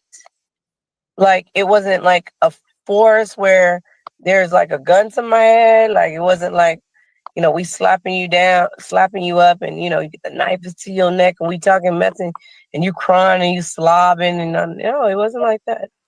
It was, and I want to talk about this, and thank you for asking me because I need everybody to know in this game or this sick reality of extras or sexual perversion, it's not always violent to where, there may be some pleasure involved, but that might not be because you wanted it or you looked for it. And it was never pleasure involved with me per se, but I'm saying, like, for example, if somebody keeps you captive for 3 months straight and somebody is down there eating on your, you might let's come. watch him Oh, say I'm that. sorry. Okay, I'll say it over. Oh no, I'm sorry. No, that's okay. I can edit it out, but let's Okay, just but I'm remember just saying, that I'm on YouTube right now. If you've been on Epstein Island, I can say that. Yeah. And you thought you were only there for 3 days, but because of what they gave you, you end up being there for 2 or 3 weeks. And somebody is down there pleasuring you, munching like a consistent munch. You might release, but that doesn't mean you came there for that. Right, or consented. Or especially if you was only 13 years old, you didn't know what to do but do that. Wow. So in the predator's mind, he takes that as you enjoying it. But she did that and I did that as survival. I wasn't a minor, she was. But I was at the same island. They had us there for almost 3 months, and they made the movie Blink Twice about us. Really? Yeah. When we told the lawyers, they made a whole movie. Wow, that's absolutely obnoxious. And so now, with that all being said, so this incident with Jacob the jeweler, so who did he set this whole thing up? Now, when you came there that night, right? Was this a party that was going on when Jacob was just there to party? Yes, it was a white party, and Jacob had his wife there. That's why and they told me to wear a black dress for, I believe now, easy access, because all you have to do is flip the dress up, which is what happened. Whenever I wore shorts, it would have to be, more time consuming, I guess they perceive. But I believe almost that Jacob was a victim, that he was just going on with the flow to please. He wanted to have his jewelry and his brand, and in the black and hip hop, community, what better way through the, main, at that time, Bad Boy and Diddy and the East Coast rap and music, period. Let me just say right here, now she's saying that Jacob, she feels like he was a victim, but in her lawsuit, she accused him of having, of Diddy having trafficked her to him. Now she's saying that he's a victim too. Okay. And then later on, she's going to actually say that she got paid for it. Now, those of you who saw the video, several of the videos I was doing about her allegations, I told you that I felt like her story was sketchy. I told you months ago, before she started telling any of these lies, I told you all that I felt like her story didn't ring true, because she specifically said that she thought she was going to get paid, but she didn't. And I said, now, is she just upset because she didn't get paid? Because it sounds like she did what she wanted to do, but is upset about the money aspect of it. But let's continue. It was dominating, or right with the West Coast, it was, it was before social media. We didn't have no Instagram, we couldn't just, look and see what Diddy was doing at this moment, or, what Beyonce doing right now. Like, it was all mysterious. So now, is this the same incident? This incident with Jacob, the jeweler, is this the same incident where you said that you were unconscious and people were doing stuff or whatever? They had given you No, that was with Jacob. I got compensated an additional $1,000. It was very quick. Okay. When I think back to it, like, it's almost like it was just for some type of continuity. Maybe Diddy told him, let's get this footage, whatever. So, I don't know, or he didn't know. I never knew. I was never a handler. I never said, okay, yeah, I'm gonna go in there so you can set up whoop whoop and I'm gonna act like I ain't never did that. Every time I went into a room, I did it because I thought he was about to put me out in the music game. And I kept doing it because Now, do y'all hear this? This is why her attorney dropped her, I'm sure. She was claiming that she was trafficked by Diddy, but now she's sitting up here admitting that every time she did it, she did so because she thought he was about to put her out. Okay? And somebody sitting up here in the chat trying to defend this foolishness. Please make it all make I had already did it in the last party.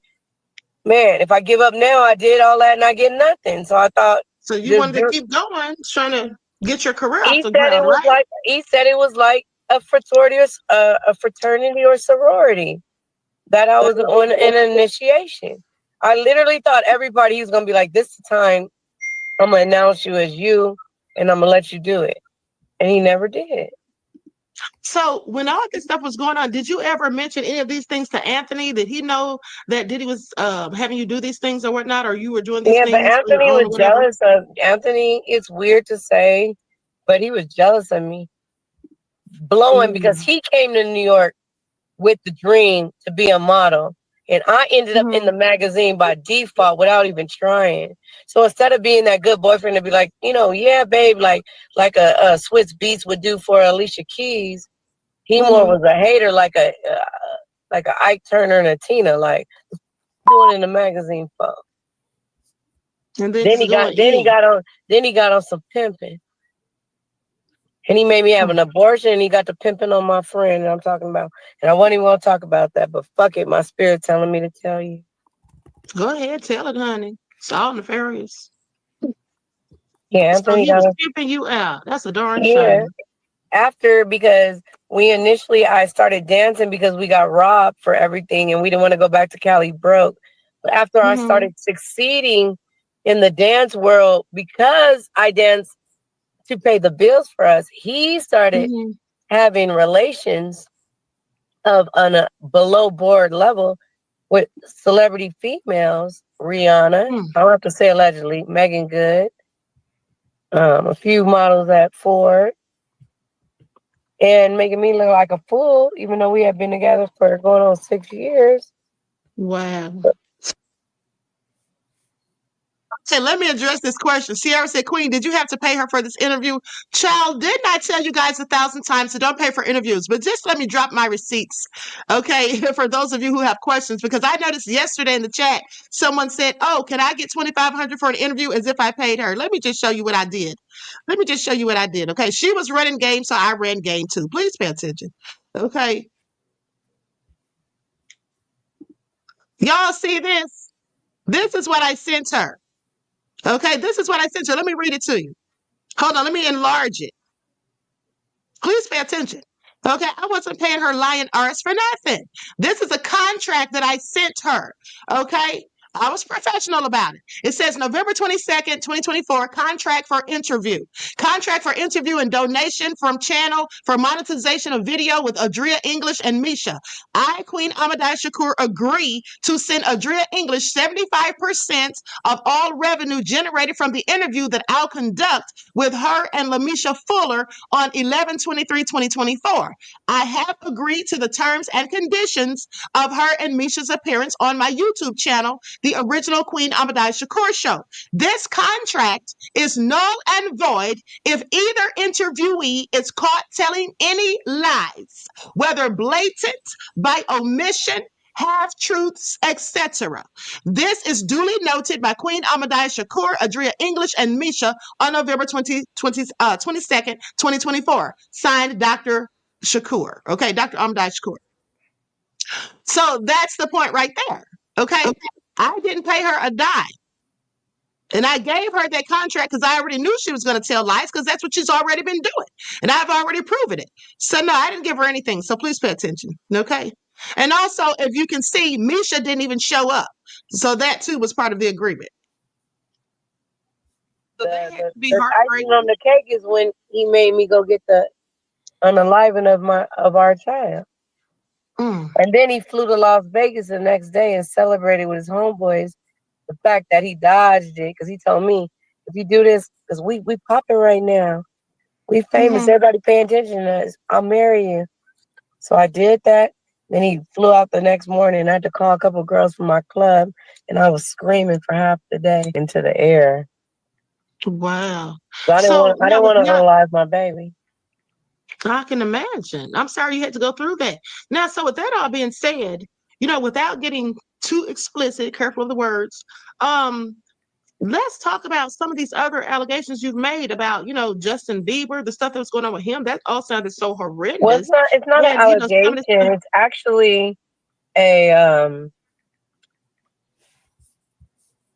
what do you call it? You witnessed these things? You literally saw these things going on? I witnessed it third party, but I witnessed it directly through the spirit, and my friend was there directly herself and was forced to do these things. And I was made to do things with her, and I know that me and her did stuff for real. So the fact that I know what we went through for real is for real. And she has C-section scars on her stomach. The 2 babies they took out of her when she finally got pregnant for her fiance, her real husband for real, she had the baby naturally. And they said, why do you have these scars on your stomach when your body has never had a C-section? When you have a C-section, they can tell, and they make you have all your babies C-section. They could tell that it was botched, and they didn't make her have the son that she has in her possession and custody of. She just had her through her. She has 2 different seats. They didn't even cut it in the same spot. So, and how old was she when this all happened? 11 or 15 years old. Never was an adult. And I'm going to admit, because after I heard the thing and then went in the dressing room area of the house, she did tell me that she was 14. I was like, "Ooh, girl, tell me you're 17," which is still a minor. But I don't know, and I can't justify with my 20-some year drugged up, fast life strippers, ex-Orange Star, Jayton Anthony. They, trying to get on. I don't know why, but I do it. I did not take her to help. I didn't, and I regret that. I didn't take her to help. But I didn't know how to get help, and I didn't even realize I was in a situation that needed help. I thought it was a normal thing to do. I thought what celebrities do. Because I did bachelor parties before, people hired me to do, and they ran around doing all kind of stuff. So I thought people with money, they do it even bigger, So you thought that was just a norm? No, okay, even so Denzel Washington, nobody knew that we looking at why they sticking the stuff in her private areas and then eating it right after. Wow.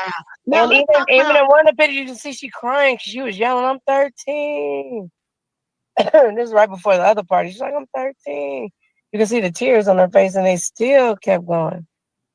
Oh my Lord! So let's talk about that, because I remember you saying something about they did some things to her. There were some people who did some things to her with a bottle and all that stuff. Let's talk about that. J-Lo. Hey, Jennifer. Be careful. Hey, be careful how you choose your words. Hey, Jenny from the block. Hey, girl. J-Lo. Hi. AKA Mrs. had A-Rod after me. What's up, girl? Why you out the country? Why you out the country? Come back. Out the country? Man, she will not address this. I need you to put on your dress and address this, J-Lo. Jenny from the block, she used to be a runner from a lot of big people that move big weight. Okay. And when she had proven herself enough, that's when the Living Color had popped on the scene, and she was granted an audition for a dancer, though. And she did that, and she booked that. But it still didn't change the fact of who she was before that. So she thought she was going to just, propel into the entertainment industry, dancing, modeling, acting, hosting, being a flower child. She was in Janet Jackson's video, That's the Way Love Goes. But she still had dues to pay on the underworld. And that's how she got on the Diddler's radar. Okay, so now let's talk about that, because Is Misha the girl that you were talking about that they supposedly did these things to? And so what exactly, because Gavin, he hasn't heard any of this. Now, so what They exactly did took a they do to champagne her? bottle and broke it and then stuck it in both her private areas down there. And then Now, J-Lo was laughing and she was screaming and crying. And Kris Jenner was holding her down too. And she looked to Kris her right and her Jenner, left, and there was a pair of little scissors that they had, and she had to stab Kris Jenner. And if you look at one of the episodes of Keeping Up with the Kardashians, Kris Jenner even says, "I've been stabbed before." She's talking about with my homegirl. wow, this Gavin looks like he has a question. What, Gavin? No, I just said you said Kris Jenner. That's the Kardashian mama. Right, The yes. same one And so now, who reshot Kim's orange tape with Ray J when I gave them both of them the connect. Because me and Ray J and Brandon, we grew up in church together, and Brother Noah is my vocal coach. So me and Kim had the same hairdresser in Beverly Hills. So I was hopping out the chair, she was hopping in. I gave her the connect. She called. They didn't take her seriously, even though her dad was dealing with the OJ. You know, her mom, Chloe, is OJ's baby in real life. Oh, really? Oh. And her sister Courtney has a baby with Justin Bieber. That one baby that with the blondish hair, whatever, that's Justin Bieber's baby. What? This is all nefarious, honey. So they all been taking advantage of him. He was a minor. He was the sacrifice. They passed him throughout everybody that was involved. And Courtney got pregnant. That's why she keep dissing Scott, or has dissed Scott, because she knows she's finagling. And Scott knows she's finagling. And she doesn't want him to be around at the house witnessing, because he gets, effed up. At the end of the day, he knows the secret. He's about to come forward too, Scott Disick. That's somebody's idea. Yeah. Wow. Okay, so now when this stuff went on with the bottle, now what made them decide to do something like this to her? The ritualistic, demonic fulfilling that they had to do for Lucifer. Is that what it was? It was ritualistic, so some for Satan. Diddy even threw her in the ocean. She threw her in the ocean. The mermaids and the orbs shot her out, and she wouldn't sink. And Diddy put her back on the yacht. That was after the first baby, and then after that, he had sex with her again on purpose, and that's when he had the threesome with her and her mom. And then after that, he had a threesome with her and Nelly, the rapper Nelly. And then she got pregnant, and she don't know if the baby is her and Diddy's baby or her and Nelly's baby. That baby is named Chance for a reason. Diddy said, "I'm gonna give that baby a chance," because he killed the other baby, or sacrificed it, or I'm sorry, unalive the other baby. And Diddy has a daughter named Chance too. That's the baby I'm talking about. That's why they named her Chance. That's why she wants a DNA test. That girl Sarah didn't have that baby. Sarah did not have that baby. What? That's my friend's baby. This is all a lot. So you're saying that's Misha's child? Yes. Wow. Her name is Chance because Diddy said we're gonna give her a chance because the other ones he didn't eat unalive, allegedly. Wow. And it looked like a midget. She said the other one was a midget, and she said he had did one video with it where he dressed it up like a leprechaun and he did a Halloween skit or whatever. But she said that was their real baby, but she hasn't seen that baby since because it was a midget. And she said that she saw him have a midget baby too. Oh my goodness! And nobody knows where Ava is, the white girl. Right, the adopted daughter. Where is she? They keep walking in and out of court to support him. Where is she? Right. Nobody's seen her, seems like. Even with me saying, where is she? They ain't even came forward and said, here she is. Where is she? Where's Ava and the others? Where are they? Right. This is and the boldness for me to put it out there and you still haven't produced her. That's what's crazy. But you got Christian trying to take over your social media to paint you as a good guy. Y'all the ones that made the video bragging at you how you adopted Ava and took her into a better life from her original family. Where is she? That's a good Just question. tell us where she is. Clown That me. is a good question. Say, So this now, girl Adria English is stupid and crazy is whatever. Let's put her in the middle. Huh? We're Ava right here. What you mean, Adria? I'm right here with my brothers, with my daddy, supporting him. Where is she? so now let me ask you this. So how did Misha, now did she stay, was she still there with Diddy after you left in 2009? Because I read in your lawsuit filing that you Yes, stayed there till she like was with him. 2009. She was with him before me, and her dates fall between 2003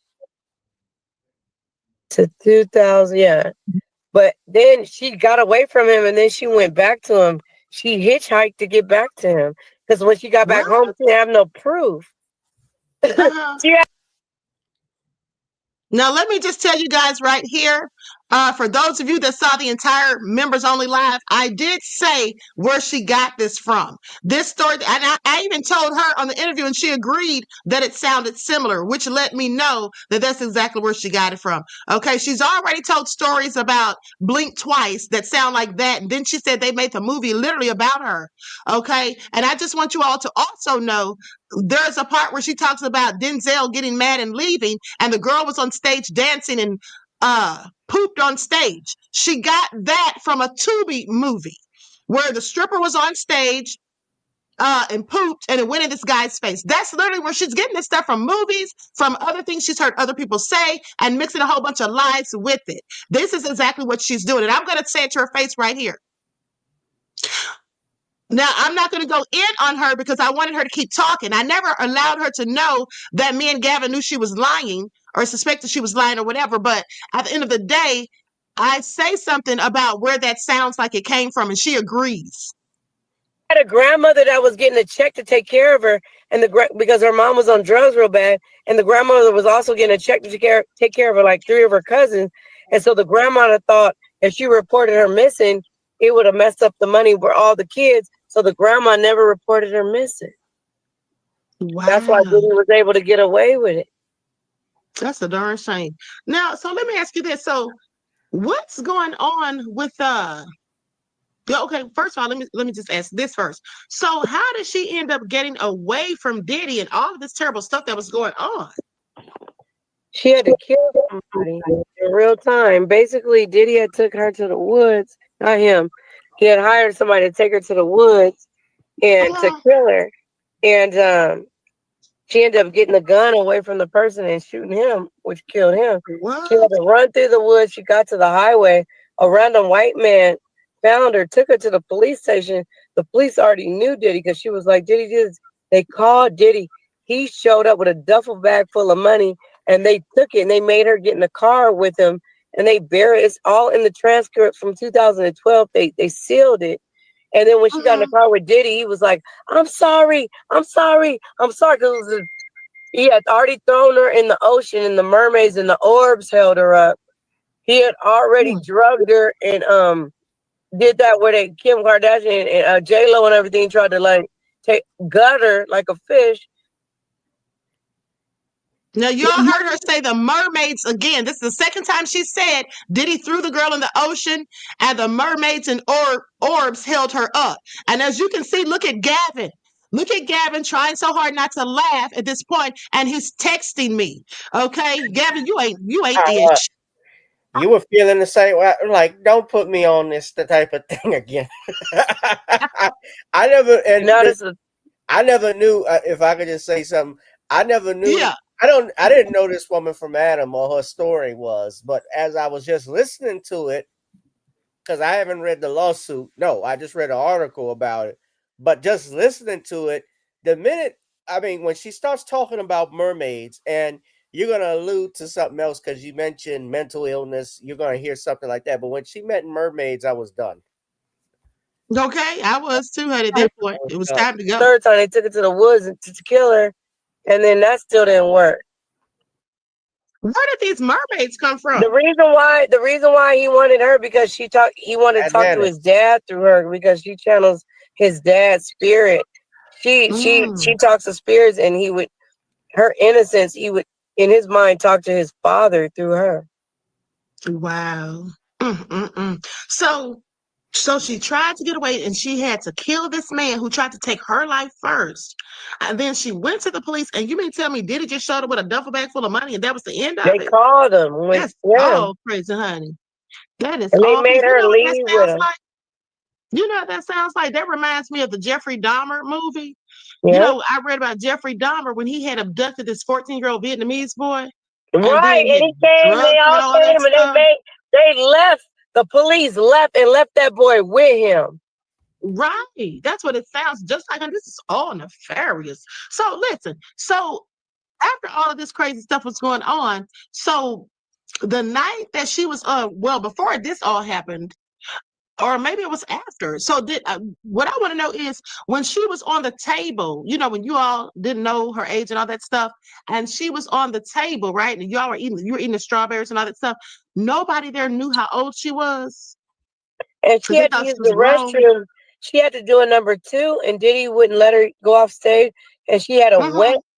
a wet number 2 on stage, and it flew everywhere. And Denzel Washington jumped up and grabbed his wife and said, "You don't respect nobody," and ran up out of there. That's why he went in on Diddy. Because I read about he went in on Diddy. Wow. So that's why. Oh, honey, this is all so crazy. And Denzel was there too. And Diddy Wow. wouldn't let her take a bath with soap. He would only give her water bath. He liked the funk. He liked the Hmm. blood. He liked the boo-boo.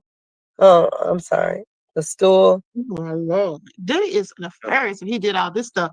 So, um, when you had the incident with Jacob the jeweler, was that the only time that Diddy allegedly had you doing things with people, you know, for pay or No, whatever? that was the initial start of it. Mm-hmm. I thought it was my favor. Like, if you're in the a dancer game, and to all my girls out there that are get it girls, and you still in the club, you always appreciate that guy that'll point you in the right direction. Like, hey, I ain't the trick, but my homeboy is paying. You know what I mean? It's my other friend's bachelor party. Woo woo over there. He got the tab. That's how Diddy was coming at me. Like, I'm gonna point you in the right Mm-hmm. direction. So I Right. thought, like, there's a lot of us that have done a lot of stuff for nothing. For a Big Mac, Mm-hmm. for a smile, for somebody to game you out of your money, for the nothing. So if I'm thinking, Wow. Okay, Joy says, why are y'all condemning the survivors and say they lying because you don't want to believe your celebrities do satanic blank blank? Okay, here's the thing, beloved. At the end of the day, nobody's condemning. Okay, nobody's condemning survivors. You said that with a plural. We have one person on here that we're discussing. So let's not try to paint false narratives as if we're condemning survivors. Okay, if it weren't for the survivors, I wouldn't be going in so hard on Diddy. Okay, so I'm all for the survivors. But what I'm also for is calling out the liars who lie. Now, I don't know at what point you hopped into this chat, if you were here at the beginning, the middle, or just to where we are at present. But the bottom line is, I specifically said, if you were listening, that people like Adria English, in my opinion, who are out here telling stories and who are just making up stuff, make it bad for the real victims, for the real people who have real stories and have suffered real trauma. Okay, so I'm clearly not bashing survivors. I'm calling out a woman who is telling blatant lies. Now, if you're ignorant enough to think that she absolutely saw mermaids and orbs lifting someone from the ocean, okay, or that her friend Misha took someone's life and she's free, okay, please make that make sense. And you'll hear further foolishness as this video continues. I'm doing it for the something. It's about Right. was he paying you at this time any money? 20 something minutes I'm just left, making guys. my So y'all should 500 just for the watch it. go-go I'm even she dancing, didn't not for enjoy the extras. And so didn't even give you your coins for the extras, honey. That's just low Not down. Or after did he? Jacob, I got him, but after that, no. Wow. Because So after that, it was more of a manipulation. Like, you've already done this. Do you want it, or do Joy, she may have suffered also. I don't know what part of her story is the truth and what parts, I know some of it's lies. The bottom line is maybe she did suffer, but that doesn't alleviate or negate the fact that she's sitting up here telling lies, okay? Yeah. And calling people's names and just making up stuff that clearly is ridiculous. Okay, and she has no proof of. So whether she has experienced things from Diddy or not, I even have questions about that now. Because when she first released her lawsuit, I thought that the stuff about Jacob the jeweler was true, about Diddy trafficking her was true. But now she sat up here on this video and admitted that she was doing this stuff because she wanted to, because she wanted to be put on. She also admitted that she was paid for having relations with Jacob the jeweler. She even said she got $1,000 bonus. Okay, so listen, if she suffered from anything, I feel bad for that, but I don't feel bad for her telling these lies, and I darn sure don't feel bad for calling her out. Like I said, people who mix lies with the truth, people who just make up blatant lies and act to be a victim, and even if they are a victim, but they're adding stuff to the story that's not true, they are a problem for the real victims who are absolutely telling the unequivocal truth. Okay? They're telling the 100% truth. She's a problem for them. So if you care about the victims, then think about the ones that she's hurting by telling lies, okay, and making up stuff. So please sit down somewhere. Now let's continue. You know, So you thought he would help you, like, answer the very first time he had to let me make my money, so I was a believer. After that, it was a fadangle because he knew I got money the first time. He knew I knew who he was for real. So it was more like, now you know I could do this, but you got to do it. You don't ask me for no $1,000 because I'm gonna give you everything. Right. Ooh, hon, this is all crazy at the end of the day. So with that, hold Joy, on, you I'm not weren't gonna there keep going. either. Hold on. She's trolling I'm at sorry, this what'd you point. say? I said you weren't there either, Joy. You don't know if she's telling a lie or telling the truth. Exactly. You sound so stupid. Nobody was there. That's Talk not how about this so what if she got a bonus? The so what about her saying she got a bonus? I don't care if she got a bonus. The point is, she literally said in her lawsuit that Diddy was trafficking her, and she also said that she thought she was going to get paid. Now she switches the story and says she did get paid and even got a bonus. That's a problem because that means that she lied in her lawsuit that was filed. Okay, and like I said, and I'm going to say it for the last time, Joy, I swear if you say one more crazy thing, I'm putting your ass up out of here because you're starting to come off like a troll or somebody who's so stupid that I don't need you in my chat. Because on this channel, we tell the truth and shame the lies and the devil. And we also call out people who try to paint false narratives. Okay. At the end of the day, she needs to be held accountable for the BS that she's spewing, as far as I'm concerned. And some people, like I said 1,000 times, some people get so caught up. They love salacious lies and stories. They don't care whether it's truth or fiction. At the end of the day, they just want to keep hearing it. So if you want to keep hearing lies, Joy, please go somewhere else because that's what you're not going to hear on this channel because I'm all about the truth. And like Danielle says, she's contradicting herself. This woman literally just admitted, and here's the thing, Joy, since you're trying to call her such a victim and act like you're so sorry and empathetic to her, she literally admitted, if you were listening the entire time, to gang raping someone who was not of age. So is she any better than the people she's accusing? Please make it all make sense. Somebody said Joy is English. It could be her for all I know. Being said, when did you decide to leave just to get away from all of this stuff that was going on? I got jumped in Harlem. Jumped by who? Well, Jadakiss was standing right there, but it was two girls. Diddy and Anthony Gallo sent them on me. Your own boyfriend? You almost had broken up at that point. He had already been fucking Rihanna and all the girls. I had already left him and moved to Harlem on my own. I didn't realize I was moving to Diddy's territory. I'm from Cali. I was just trying to slide, and it was cheap, cheaper than where we were at. Because I was paying the rent in Manhattan where I let Anthony stay, and I was paying my. I was paying because he wasn't booking nothing at that point, and I was paying for everything. Wow. Were you? If I could ask a question, when did that happen? Did you say when they beat you up? 2009, December 16th. Oh, okay. Did you? My birthday is January 20th, and I knew I needed to go home before Christmas. Did you make a police report? The police was standing right there. It was right there on the corner. The police station was right there. The police watch and Jadakiss. I just ran into the building. After they got up off me because I did this and I busted the girl's mouth and she grabbed her mouth like, oh shit. Yeah. They jumped because they were trying to take my two-way and my money. And then when I wasn't giving it up, I was hunched over and I busted the girl's lip. And Jadakiss was just standing there to see, I guess, the outcome. And the police station was right there. And I just knew as I was tucked, I was like, oh, they finna get arrested. Nobody helped me. And then when the girl backed up and the cops saw that, Jadakiss saw that, nobody came over to your defense? Jadakiss was even there when my homegirl got jumped on a whole different time in Dallas. Jadakiss was there. And didn't even lift a finger. This is all so sad. So exposing the truth says, if it's about the men and women and kids being victimized, let it stay there. People shaming her because of your own personal views. That's just greed and vindictive nature. I'm sorry, greed. What does this have to do with greed? Because I'm calling out her lies. First of all, let's get this straight. The only people who are full of greed are the people that have sat up here and trying to pretend that her lies are the truth. Because here's the thing, I want you to pay attention, because this is how I know this is an obtuse statement. Okay, at the end of the day, you get more views and more YouTube checks when you go along with this type of stuff.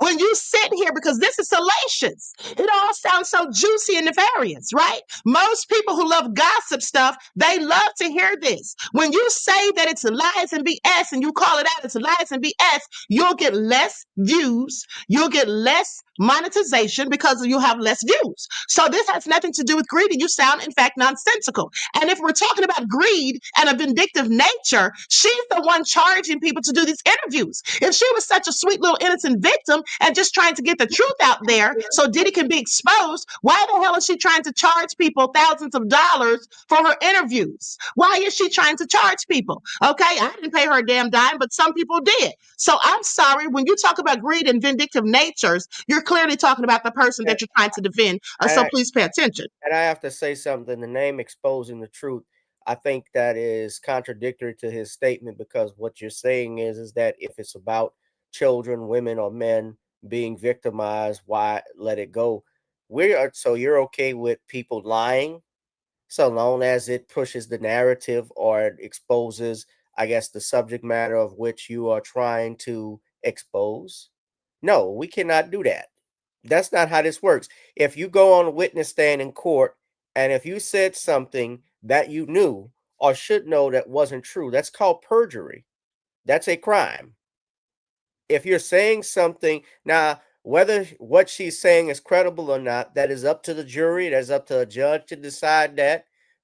And when we make those interpretations, jurors make that interpretations, it is based off their personal experiences. Those are the charges that judges ask. When you make your decision, your verdict, ladies and gentlemen of the jury, you are charged based off of your reasonable expectations, persons, based off the evidence, whether the accused is guilty or not guilty. And if you have any doubt in your mind that the accused, if you reasonably believe he did not commit this crime, then you ought to find that person not guilty. That's the way it is. There's issue, and you heard me just ask her, and we could follow up, Queen. I was curious when she said she got attacked. When did this happen? And I want you to listen again very carefully to what she says. Right, exactly. And now Exposing the Truth says, ask Jag, where's her proof? Not once has she shared anything about anyone. She was after Jay-Z, then it was her music. Now it's about women's rights. What happened to helping the victims?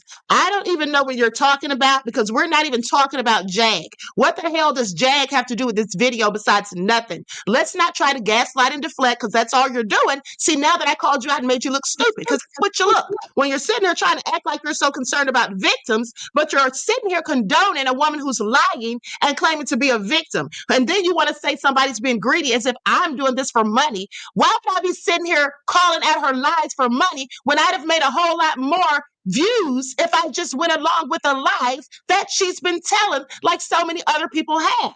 Okay, please sit down somewhere. So after that, You know who tried to kill me get the hell up out of recently? there. I ain't talked about this. Fat Joe and Babyface and the comedian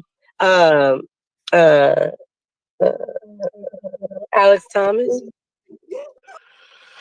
So You I said found Alice out that one of my real cousins, my blood cousins, been working for the diddler and going out of town because what he does, he go around the third world countries with the jelly beans.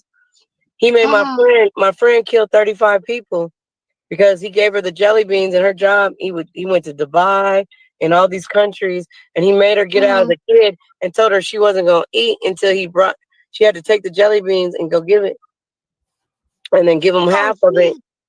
And then when they would bring the people back to the jet, it wasn't all about I organs. noticed she's doing all of this too while she's The harvesting the organs. What? What were you saying, Gavin? I said, and she's doing all this, telling these stories while she's smoking a joint. Right. Okay, exactly. Please make that make sense. And so now, what were they doing with these jelly beans? They had the ketamine and the horse tranquilizer. They were told to get kids, women, children, anybody, because they wanted the organs. The kid that was more interested, if it was a kid, they were interested in taking because the kid's parts organs ain't developed, so it was more taking the innocence. And then if you were to get an auntie or grandma or whatever, it was more taking the organs. And then when she got pregnant the second time, they kept her in a cage and they fed her human. She had to watch them cut this boy's kneecap, and they fed her just the kneecaps. What? And she was so hungry because she was pregnant, and Diddy's mom was sucking all the breast milk out of her. Like, now, do you all hear this foolishness? Do you all hear this? She's talking about they fed her a kneecap. First of all, there's very little meat on a kneecap for one.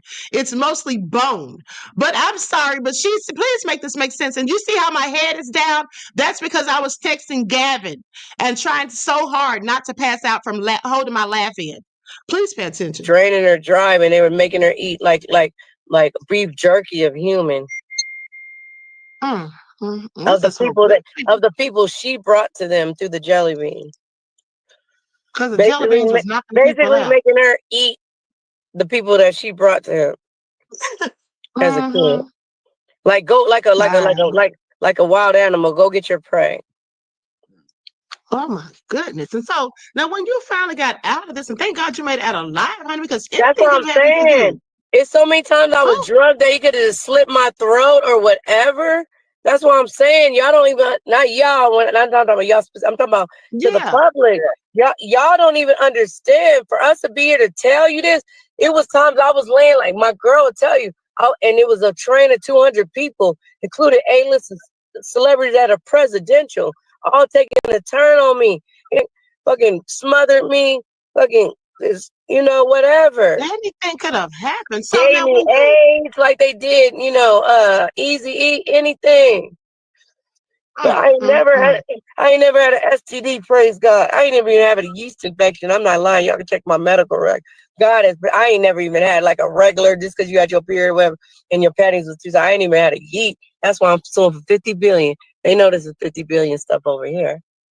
Okay, this is all crazy, honey. I'd be suing for more than that, probably, if it was that part. But y'all heard she said she was suing for $50 billion, and I told her I'd be suing for more than that. Like, this lady is a mess. Yeah, this is the first part. There's a lot of people that weren't even involved in the Diddy stuff that was also trafficking me. I didn't know it was trafficking. I didn't know when they came and got me out the club in New York and drove me to Connecticut when we changed line. That was trafficking. Martin. So this is all really crazy. Now, what kind of Lawrence, yeah. Now y'all just heard her singing, right? Y'all heard her singing, but she talk about she's Beyonce. Girl, please sit down. Those vocals aren't going anywhere. How y'all feel? You okay? Now, what kind of stuff was happening at these parties? Like basically the party where they had your friend as the buffet, so to speak. What kind of party? She wasn't the only one. Allie Carter was on the table. They had the Spanish girl. There was multiple girls too. Even at Meek Mill's party, they had a girl at the sushi table. This was his regular. But when he had me involved, he had minors. So now let me ask you this: was this a white party or just a birthday party or just what? What kind of party was this supposedly? And why were they throwing this party Yeah, it was specifically? it was a white party. The photographs is at the white party, but he would also have a regular Mm, celebration. It could be a birthday party, it could be an album release party, it can be sign a new artist. mhm. So it was all kind of parties that were going down that weren't being publicized necessarily. But he was always Right. recording. Well, this is a whole lot. Okay. Now, with that all being said, when they're doing all of this, all of this debauchery that you speak of, what were the other party guests doing? Like, were they just No, he looking would make around, an laughing, announcement. joining in? No, he would make Uh, an announcement because the Trumps had their kids there. Diana Ross had her kids there. oh, There was a lot of people that had their kids there. He would make an announcement like, "Hey, now that the regular party is over, the real party gonna start. And if you don't want your kids to be a part, go ahead and let them leave now." And a lot of them didn't make their kids leave. they didn't even make them leave. They let them sit there and watch all this stuff. A lot of the parents of the kids let their kids stay, even Wow. though Diddy gave them the warning to tell them to leave. So I guess he took it as, oh, it's fair game because I gave you the warning. Mm-hmm. You're sacrificing them now. Mm-mm-mm. So now, when you finally got away from there, what did you do to get your life back on track? Like, did you have anybody I've you could never talk gotten it to? back. When I You got never back, got it back on track. I caught 3. Before then, I was working at, a hospital as telemetry technician in the critical care unit, Mm-hmm. Hope Memorial in Newport Beach. You know, I had a 401k. I worked at my mom's hospital. Before that, she's a hospital director, nursing Mm-hmm. supervisor. Man, when I came Right. back from New York, I caught 3 DUI. I never had a DUI in my life. I caught 3 DUIs. I ain't been able to be on a job more than a year. I'm Oh, paranoid. I have PTSD. I'm a mother now. Like I can't even separate with him now to even go to school. I done got calls from higher ups in gangs that have said that I'm on the America's Most Wanted list for the underground world. Anybody that's what? down to anybody's down to go to prison for the rest of their life, as long as their family be taken care of, fake taken care of, because he ain't even got no money Mm-hmm. and poor like that. But they're down to Now, crash out for the media. They're all looking for me. so then you end up going you had to be put in a mental institution for a time period? I didn't have to. Yeah, they put me in because I was trying to tell them what happened to me in New York. Same Mm-hmm. with my girl. And the only way they let me out, I had to say that I was lying or exaggerating or making it up, or it was a fantasy of my dream that's what I always wanted to do in life that I wish I could do. Mm-hmm. And then they let me out when they were feeding me Xanax. Same with her. Diddy's lawyer signed her out. And Diddy's lawyer used to stick her in the neck with needles and drug her when they would take her out the country. Diddy's lawyer, Oh my Mark. God, who was her lawyer? You No, said it was never Mark? Erla. Diddy's lawyer, his current lawyer, Mark, was drugging her Oh, back you talking then about when she Mark? was You talking 11. about you talking about Mark Agnifilo? He's been the one brokering all the deals out the country with all the princes and the king, with the Harrys and yeah. Wow, this is all so crazy, honey. So now when you went to get, you had to get some type of therapy or whatever. No, How we long did you want have it. to We get? haven't gotten it. We want to get it. Oh, you haven't gotten it. That's what part of our compensation that we're looking Do you guys see me feverishly texting Gavin? Please pay attention.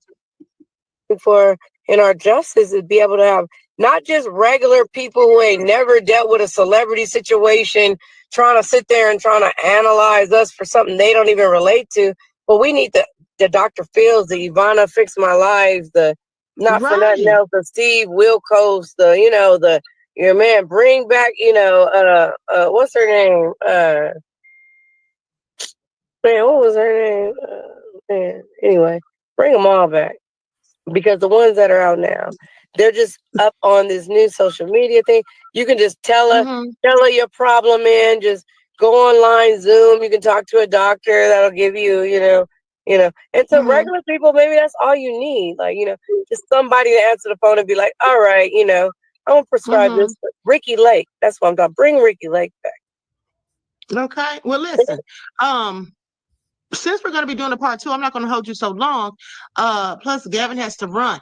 Now, That's what what I I was do want to telling them. ask before we end this segment is your friend is supposedly the person that was on. I have 2 more questions. Gavin, do you have anything you want to ask before you go, beloved?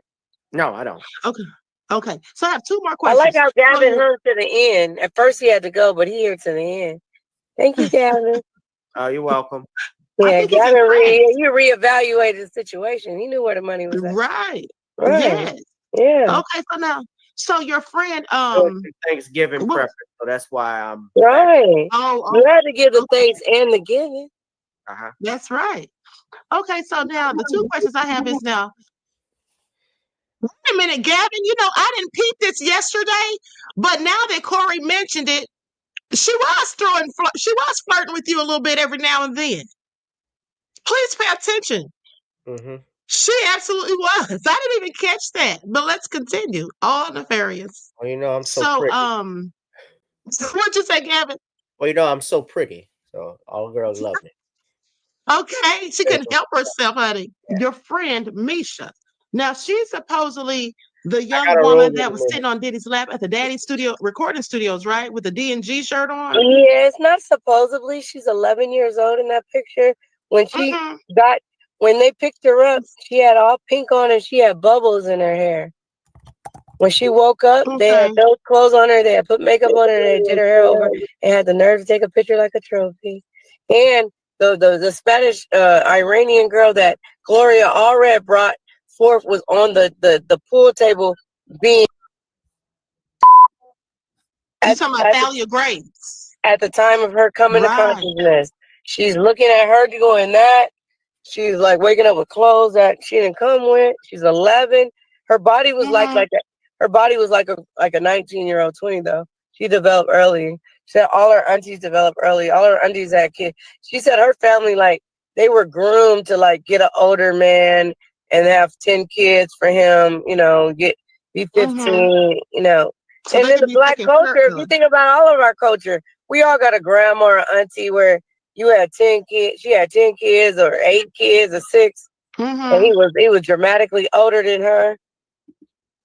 So now listen, I So want to ask Diddy's you one mom last thought it question. was her responsibility to groom him that way because his daddy got killed. So in her Right. mind, she thought she was doing the right thing to teach him everything that daddy was supposed to teach him before he got killed.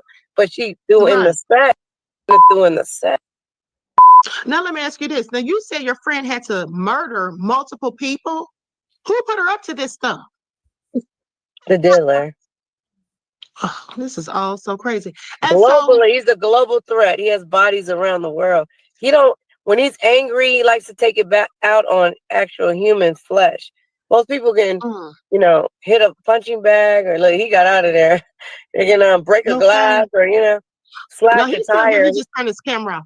Okay, well now let me ask you this. So when she had to do all this stuff, did she ever get contacted by law enforcement to speak about this? I mean, They so what did sealed everything back in 2012 and they've been paying her grandmother. They bought her grandmother a van. They even said Well, she sat up here and said this girl murdered 35 people. That's more than Ted Bundy. Okay, that's more than Jeffrey Dahmer. Okay, that's more than the mafia. But she's not in jail. And then they paid her grandmother and gave her $75,000 for what? This is what I'm saying. How can you believe this nonsensical BS? How can anyone? And then you have people sitting here defending her, talking about I'm shaming the victim. Please sit down somewhere.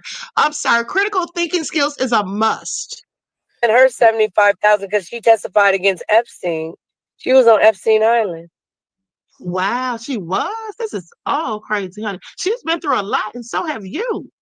Now let me ask you one more question before More we than roll me. out. If there was a level to this shit, yeah, they, because I was never a minor. He took her virginity, everything. Wow. This is all so sad and heartbreaking. Let me ask you this, beloved. This is the last question I'll ask before we go ahead and leave. We can maybe do a part 2. Yeah, and everybody tune into part 2. You'll hit up the Cash App, support the Queen's channel, run it up, share this, comment. Even if you don't agree, ask us something. We'll address it. It all depends on you as the people. We got to get the word out. They told me not to talk. I could have been quiet and waited to the trial. You guys wouldn't have known me for nothing. You guys would have just heard random facts that would have sounded like a lie. You would assume I was lying. I went against my lawyer's advice, against everybody's advice. I'm talking, we telling, because at the end of the day, it's God's plan, and God don't make no mistakes. And at the end of the day, His will is gonna be done. So that's right. Save your soul. Save your soul is the goal. Talking about save your soul is the goal. She needs to save her own. But here's the thing. For anybody who may have joined late, let me just reiterate.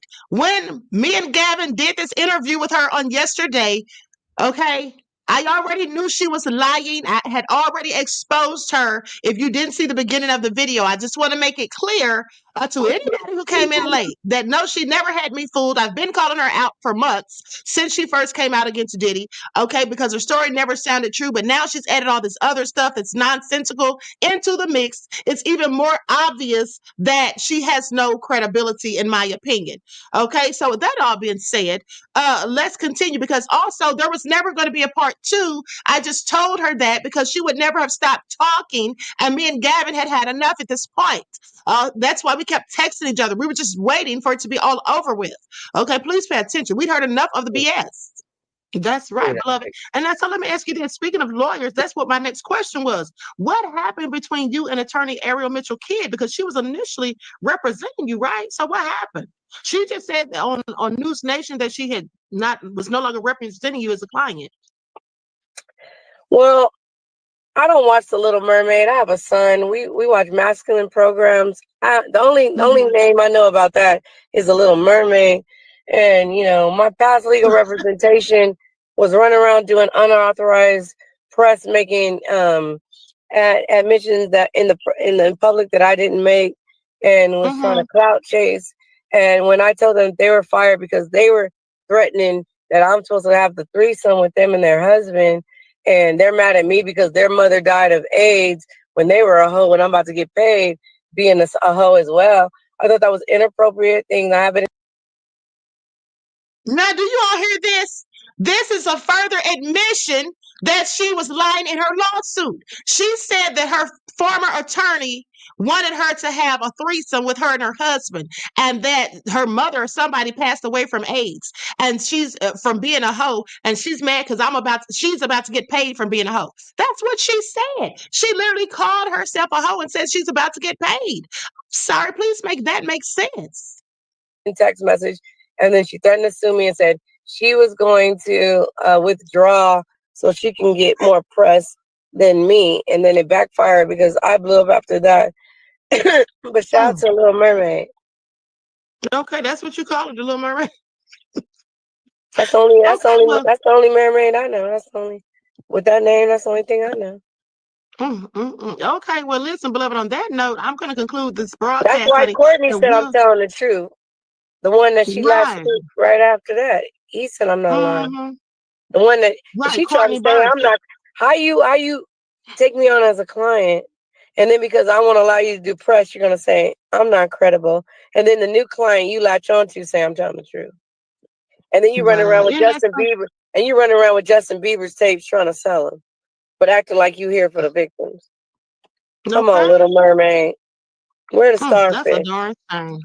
That is a shame, beloved. So listen, I'm gonna let you go, and we can do part 2, like you said, okay? And I'll get in touch with you tomorrow. Okay. Right. Thank you, Queen. All right. Thank everybody. Thanks to YouTube. I appreciate you saying on. He didn't even have to, and I appreciate you guys. Thanks for the love.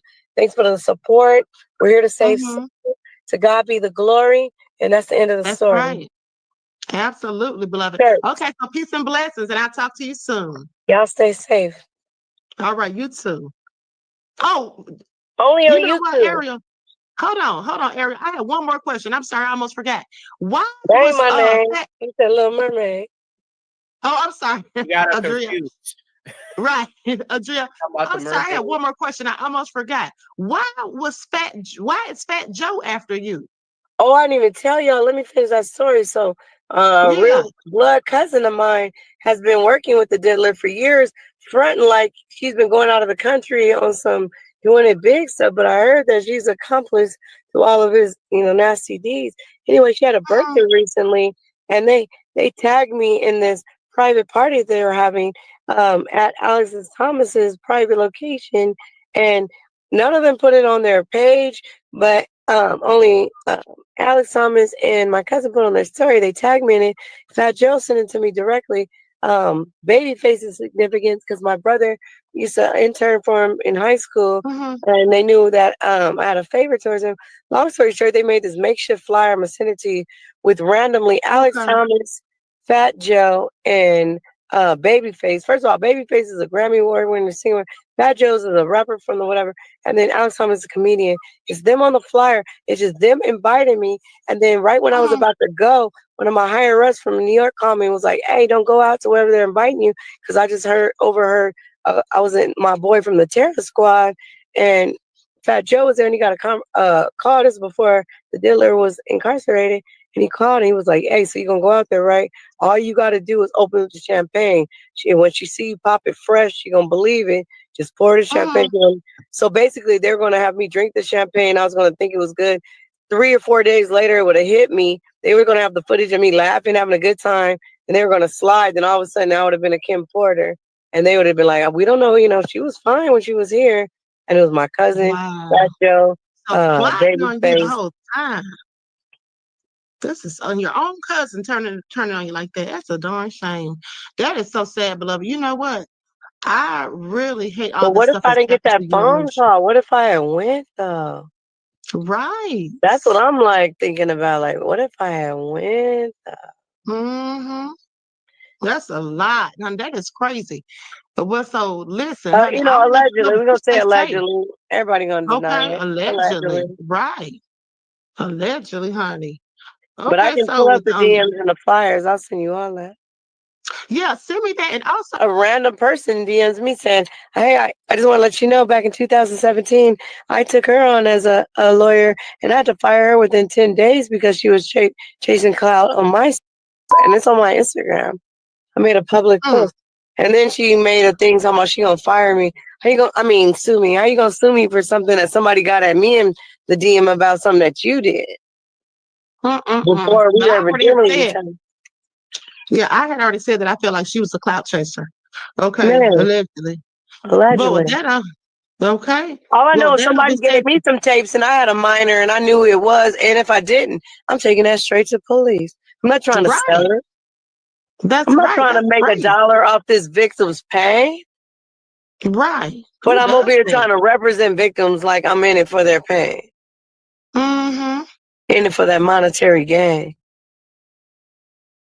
Now, please pay attention. She's doing the same thing that she's accusing her former attorney of doing, acting like she's here for the victims. Okay, y'all heard what she said, and then not for the monetary gain. Yeah, she's charging people for these interviews. Listen, if you're somebody who's there for the victims and you just want to get the truth out there, why are you charging people? Okay, you should be willing to share the truth for free, just to get it out there so that the victims can get justice. Queen, I gotta run my other broadcast, Okay, no problem. but I want to thank you for having me come on. Okay, so I'm going. Absolutely, beloved. Okay, I'll talk to you later. All right. Okay, peace. All right. Well, she might hit me up in my emails later, so just wanting a date. She Let's might. Cash App. All right. Okay, Gavin. Thanks, beloved. Okay, let's continue because this is almost a wrap. Okay, Bitches beloved. Well, listen, lame. thank you for Thank sharing your you. story. Listen, and we'll do a part 2 tomorrow. I'm gonna go ahead and let you go, okay? And I hope All you right, enjoy the thank rest of you. your day and stay safe out there in these All streets. right, you too. All right. Just All know, right, bust beloved. down the feet. Peace. How West Coast we up. Now, y'all know that lady needs to sit down somewhere telling all them fantastical stories that made no sense. Okay, made no sense whatsoever. Okay, with that all being said, please pay attention. Okay, so now before we get into the next receipts, I'm going to have a word from my sponsor because some YouTubers have been calling out Tisa Tales for telling lies.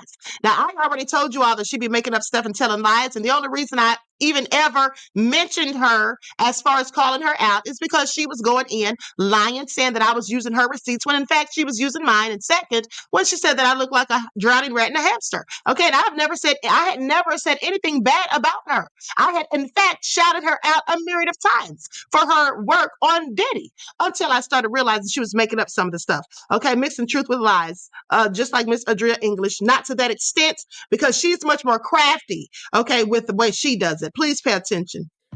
Do not buy 12 Tribes on Earth hair growth oil and hair magic elixir unless you want super healthy, gorgeous hair that grows. They have a whole line of amazing hair growth products, including hair growth leave-in conditioner spray, hair growth shampoo, hair growth spray, and hair growth butter. I'm starting to sense a theme here. They include quality natural ingredients. They smell amazing, and you can see the results for yourself. So if you're looking for healthy hair growth for your natural or relaxed hair, try 12 Tribes on Earth today.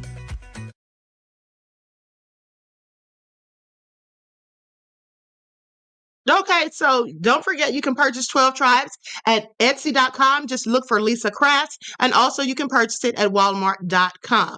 Okay, so I mean, y'all heard that stuff she was saying. Okay, and then for anybody to sit up here and suggest that I'm blaming the victims or shaming the victims, please have several seats because that's the last thing I'm doing. Okay, unlike some, I'm just telling the truth.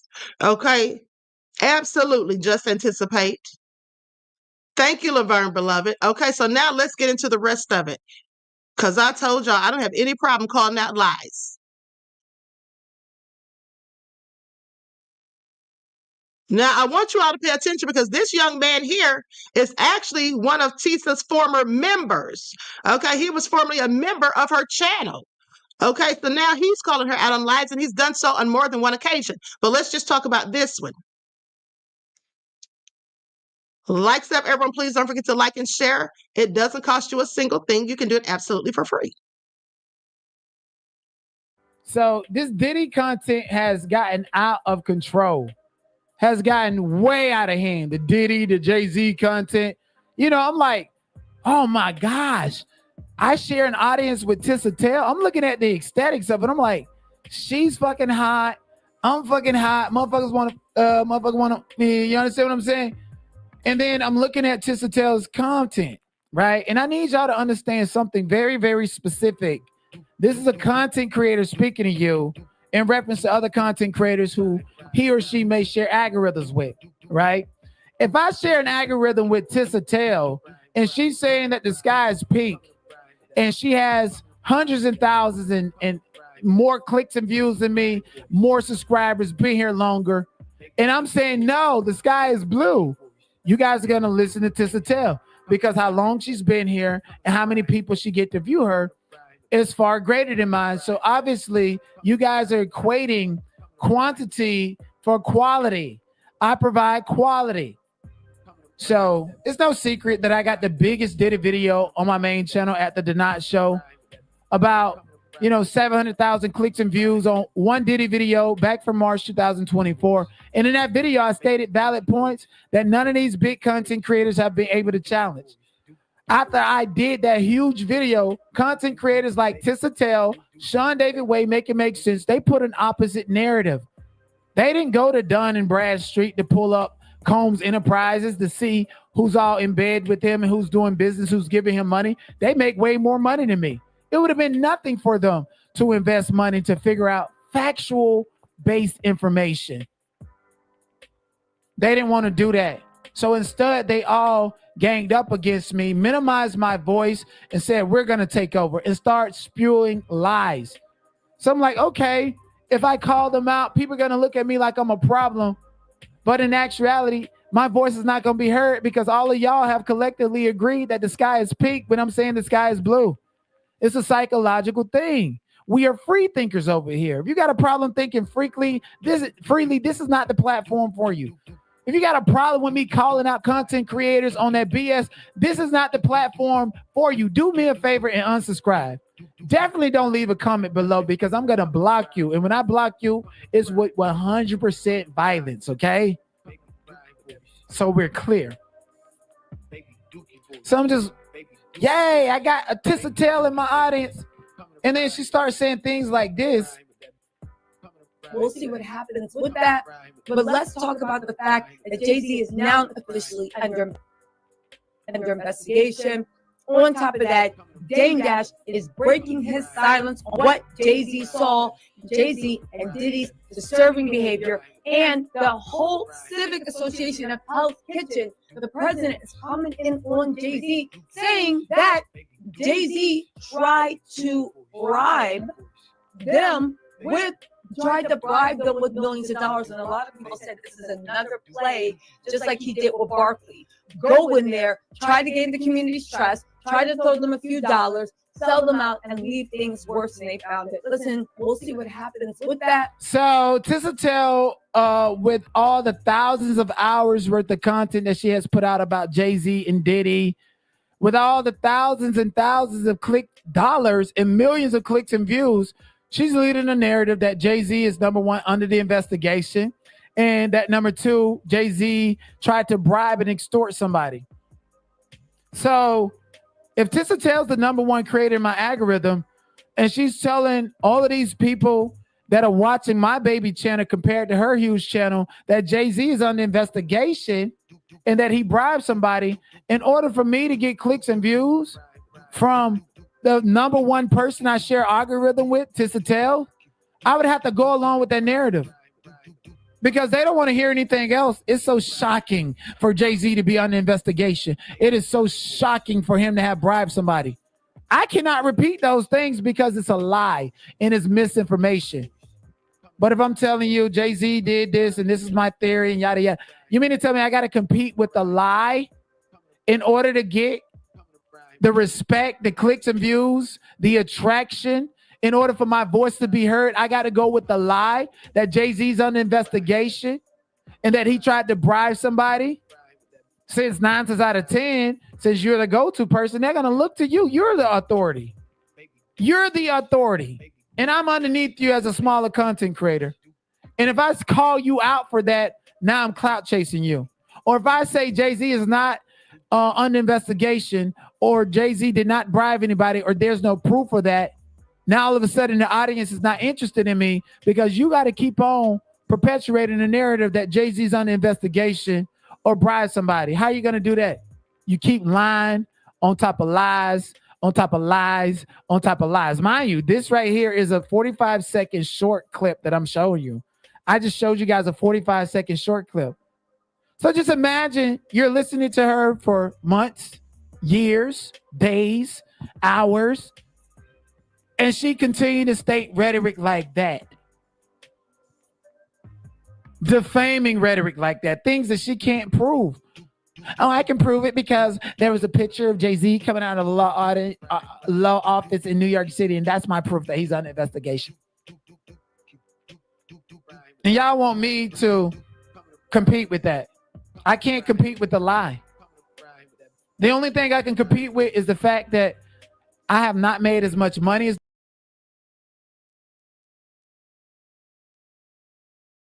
Okay, so you all heard what he said. Now let's go to the next video of somebody calling her out again. Likes up, everyone, please like and share.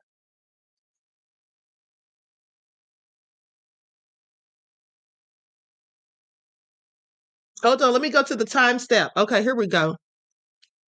Because you're jealous.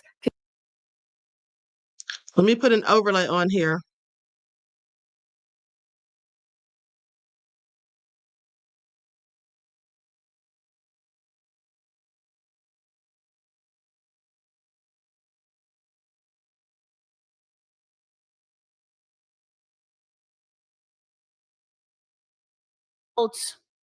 Jonathan Hardy. Remember that South African, white South African worker that alleged he slept with Cassie, slept with Diddy, got some STDs, and said that Diddy, Rick Ross, and DJ Khaled, I believe, he said they were gay. Okay, so 9 months ago, I believe, sometime in December, Tisa did a video basically saying she found Diddy's freak off sex worker, something like that. I don't remember exactly what she said, but if you guys have watched Tisa, you know exactly what I'm talking about, okay? People talked about that video, and the video she used has been on YouTube since 2017, 2018. Tisa found it in December. And as you know, Sean Deviway has been doing these documentary style videos where he does deep dives on certain celebrities. And one of those was Diddy. So some of the information that Tisa had in that Jonathan Adi video, like she found Diddy's sex worker, I think some of that information Sean had already spoken about it. Now, as some of you know, I kind of fell off from this YouTuber drama because YouTube has been boring lately. I think the only thing that intrigued me was that drama of you know, what is that? What's that guy's name, guys? I'm not even going to edit this video. Oh my God. Funky Daniva, Claudia Jordan, TGIF. Anyway, so other than that, since Tasha K lost her case to Cardi B, when it comes to YouTuber drama, it's been sort of boring. So I've been doing other things on social media. I've never left social media, by the way. It's just that I haven't been on this channel. Now, I want you all to pay attention because she said that Sean Davy Way played the Jonathan Adi video first. Please pay attention because I played the video, right? And then Tisa Tales accused me of using her receipt. But I said that's not her receipt. That video's been on YouTube since 2018 on Police World Videos, okay, on that channel. So how is it her receipt? Not to mention she accused me of getting it from her, which I did admit that she's the first person who I saw had it. And then I went and found it. And I shouted her out. So why was she mad? I literally shouted her out. But when she's used my talking points and receipts, she has never shouted me out, okay? She literally tried to do everything that I was doing at some point. And I've already shown you out at least 10 clips where she's done that on previous videos. Now, with that all being said, the funny thing is, you mean to tell me that she actually got it from Sean Davy Way, but trying to talk trash about me using it? Like, girl, please sit down. No, but let's go back to Tisa Tales and Sean Davy Way. So 9 months ago, Tisa does this video. She found the male S worker that was doing freak offs with Cassie and Diddy, and it goes viral, right? People are talking about it. Then after that, Tisa has this thumbnail and title where she says that the same guy has been unalived, right? She puts the date when the guy was unalived on her thumbnail and in the title, leading people to believe that Jonathan is dead. That was clickbait because that was not true at all, okay?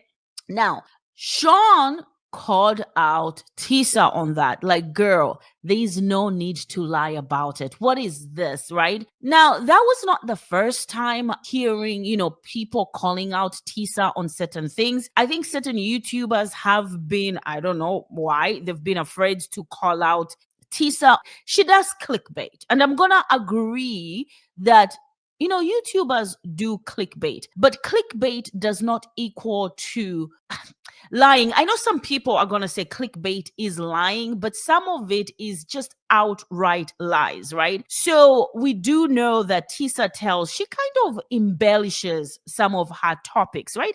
And her followers, they eat it up. They love it. So it is what it is. We know she does this for clicks and views, and she's making money. We know YouTube has made her life amazing. Nobody can dispute that. I'm not hating on the girl. And I don't want to hear Sean's people or Tisa Tells people, if this is the first time you're coming to my channel, let the people who know me tell you that I talk about YouTubers, okay? So just sit down and listen. But anyway, so Sean did research back in December showing and proving that Jonathan was not dead. That thumbnail and title that we saw from Tisa Tells were complete lies. But as we know today, Jonathan is not dead. He's very much an inmate in Miami-Dade.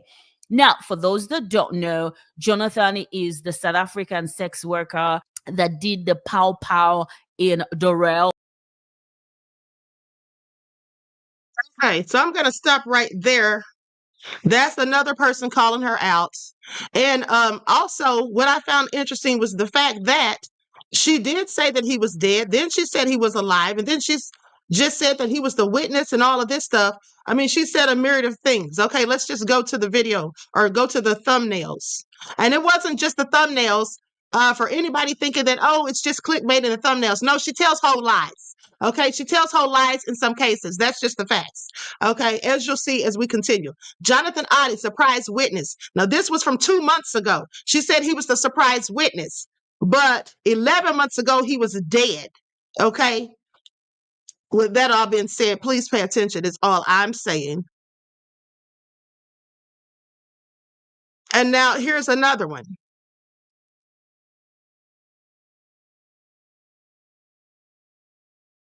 Lights up, everyone, please. Like and share.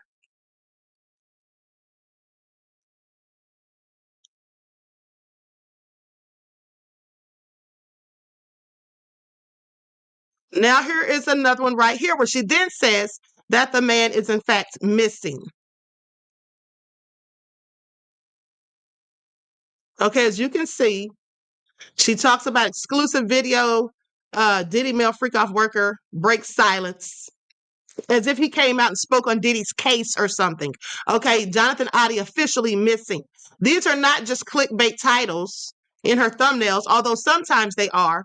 Okay, and I don't really see too much wrong with that because that drives people to your channels if that's what you want to do, but sometimes making up entire blatant lies. Like for in the case of the story that she said about Foxy Brown, when Foxy Brown spoke out about it and went in on her.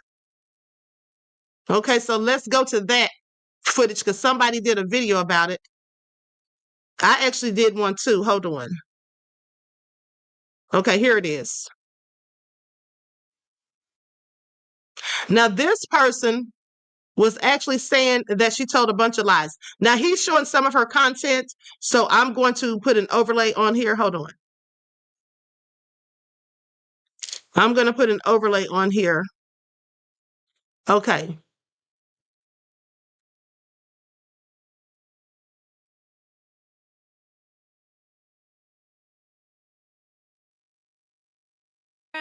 And guess what, baby?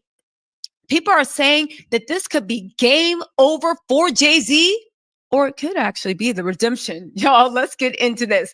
Now, if you guys don't know, Foxy Brown finally posted something on her Instagram stories. Now, when I say finally, I don't know if I'm the only one that has been watching with bated breath. Stop playing with my name, dying for a comment. Can't spin me with that sucker-ish to take Hove down. Better ask about the cloth I'm cut from. All right, y'all, welcome back to Industries TV. And tonight, we're going to be talking about Foxy Brown, Jay-Z, and a desperate, and when I say desperate, I mean a desperate blogger by the name of Tisha Tells.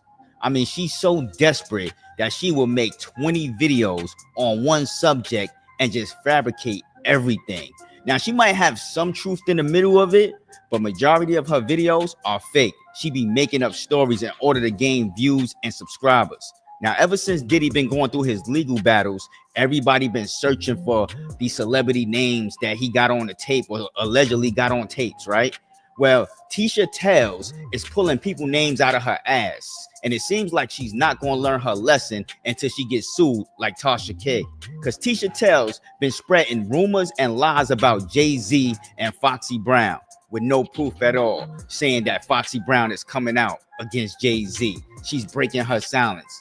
Well, Foxy Brown responded. If y'all take a look at the screen, this is what she had to say. Stop playing with my name, dying for a comment. Can't spin me with that sucker-ish to take Hove down. Better ask about the cloth I'm cut from. Now, Foxy Brown even responded to a nobody that was saying, Jay-Z spot about to get blown up soon. Once Foxy NDA is over in 2025, baby, she's singing. I feel like Rock Nation is almost done. That's why Nicki is so comfortable talking like this. Then Foxy Brown responded by saying, an icon business, miss me with the fake news. NDA ain't an MF alive could stop my story. NDA on my ish, gonna run 100 mil. Now I'm glad Foxy Brown stepped up and said something, because I'm about sick and tired of these fake ass bloggers trying to take down all our legends. Like, stop trying to mess with our legends, our people that came up in our time. Now, if they did some messed up stuff, yeah, it's fair game. They need to be accountable for what they did, right? But whatever happened to innocent until proven guilty, right? I'm pretty sure if anybody in y'all family got locked up, you will want them to prove with evidence, hardcore evidence and proof before they lock them up and throw away the key, right? You wouldn't want them to just lock up your family member just because of somebody said this and somebody said that. You would want them to come out with the hardcore evidence, right? To prove that they're guilty. Just look what happened a few weeks ago. An innocent man was executed, even though the victim's family said to spare him because they didn't even believe that he was the one that committed the crime. But let's get into some audio from Tisha Tells of her telling a whole bunch of lies and fabricating the whole story in order to, you know, get some views and make some money off these people's names. Now, I know I blog on people also, but I'm not lying on these people. I'm not, you know, I might do a little clickbait title, but the video is the video. You feel me? But anyway, besides all that, let's get to this audio, man. Hold on for a second. Let me just say this. Somebody just put a comment in my chat using the F word.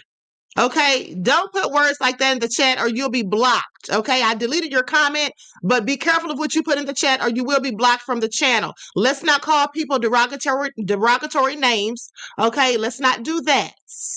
But let's continue. Foxy Brown. And guess what, baby? People are saying that this could be game over for Jay-Z, or it could actually be the redemption. Y'all, let's get into this. Now, if you guys don't know, Foxy Brown finally posted something on her Instagram stories. Now, when I say finally, I don't know if I'm the only one that has been watching with bated breath to see what she actually said. But Foxy Brown actually posted this on her Instagram stories, okay? She posted a direct message from Marco Polo. He posted something, says, I don't believe in God no more. Then he said, that's why in the midst of it all, you're still alive to tell the story. There's no reason there's a reason you've been covered. Favored blood will stand the test of trials. She responded back, and this is a screenshot that she put on her stories, but she's screenshotting a direct message she had with Marco Polo. My story will shock you to the core. I don't play victim, but I had to step away for a minute for my sanity, or I would have been dead. Now, after this blogger put this bullcrap out, which is clearly fake, Foxy Brown responded and said it was fake news and stopped using her name. I'm pretty sure y'all got a brain of your own, right? I'm pretty sure y'all got common sense, and I'm pretty sure y'all know how to work a computer. Y'all know how to work Photoshop.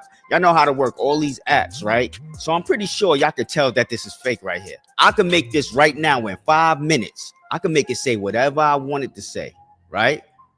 Just let me know. I'll make a whole video on showing y'all how to take screenshots and fake them screenshots. Because that's what this is. This is fake. I mean, Foxy Brown said it herself. But let's keep it moving. Y'all, this is actually serious. This is some real news.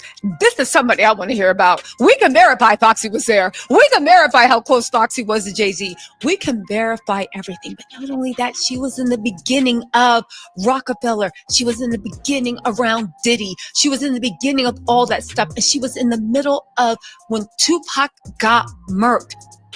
Now, we already reported before that prosecutors are actually going to call her to testify because Keith D, she was with, I think, Daz, or was it Corrupt? She was with one of the guys in the car.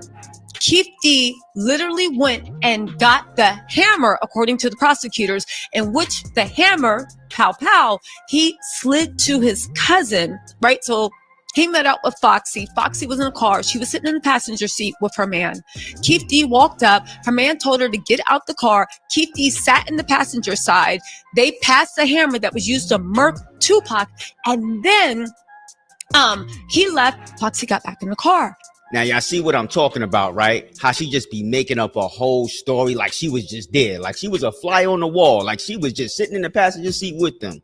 How did you know every single detail of what's going on if you wasn't there? Because if you knew everything that was going on and you was there, then obviously you were suspect too. Then let's just say that. Let's just say that. If you knew what went on all these years and you never said nothing, obviously you were suspect too. Oh man, these people is crazy. I ain't even gonna lie. What people would do for views, man. That's why I kind of stopped posting, because I really didn't have nothing really to post about like that. I really didn't want to just talk about anything or put anything out. But these people just be putting anything out and y'all be eating it up. Y'all be eating it up. You know what I'm saying? And then y'all quick to come at somebody over views. I don't care about no views. My bank account on lean. I'm straight. You know what I'm saying? But at the end of the day, I felt like, let me come back, you know what I'm saying, and talk my ish. Okay, so with that all being said, now someone in the chat, I forget who, said that she's repeating Jag's stories. Yes, she does repeat other people's stories. Sometimes she does quote Jag's stories and act like she's came up with something. But at the end of the day, a lot of what she says is lies mixed with truth, and sometimes it's just blatant made up lies. Okay, and that's why I said I'm not the only one who says it. And when she wants to come for the queen, sitting there talking about I used her receipts, girl, sit down. That was not your receipts. It belonged to Police World, Real Police World Video, or whatever that channel's name is that posted 3 years ago with the Jonathan Adi. But nonetheless, I still shouted her out because that's what I do. Because I admitted that I did see it on her channel first. Now, with that all being said, you know, I don't have a problem giving credit where it's due, but I don't like anybody lying on me and trying to paint narratives, and especially accusing me of using their receipts or content without giving them credit, when that's exactly what she has done to me on several occasions. And also, let's not forget that Jaguar Wright called her out on lies as well.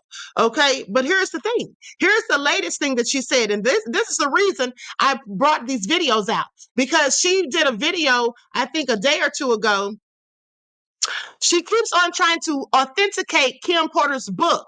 She has no proof that that book was ever authenticated. The reason she's so desperate to make it seem true is because she's been vouching for it. She read the book on her entire life. Okay. And so I keep saying that it's I keep saying that it hasn't been authenticated, because if you have Chris Todd, who supposedly authored the first book, the version, well, he's a liar, and we've already proven that he's lied. And then when you have Courtney Burgess, we've already proven that he's a liar. But now she says, first she said the feds authenticated the book. Now, the reason she said that is because Courtney Burgess got called in to speak with the grand jury. That does not mean that the feds authenticated anything. Okay, Courtney Burgess could have very well lied to the grand jury for all we know. We don't know what he said. We haven't been privy to that information, and neither has she. So why would she say that that means the feds have authenticated the book? Well, only someone obtuse would believe that, because at the end of the day, the bottom line is people do lie to the grand jury. And in my opinion, that's likely exactly what Courtney Burgess did, because I don't believe anything that comes out of his mouth. But now she's calling people stupid because they don't agree that the Kim Porter book was real, and trying to act as though those of us who are saying that we don't believe it's true, that we're following Diddy's narrative. So please pay attention. Okay, so I'm going to go to this video. I'm going to put an overlay up here. I'm going to put an overlay up here. Like and share, everyone, please. Like and share. Thank you in advance.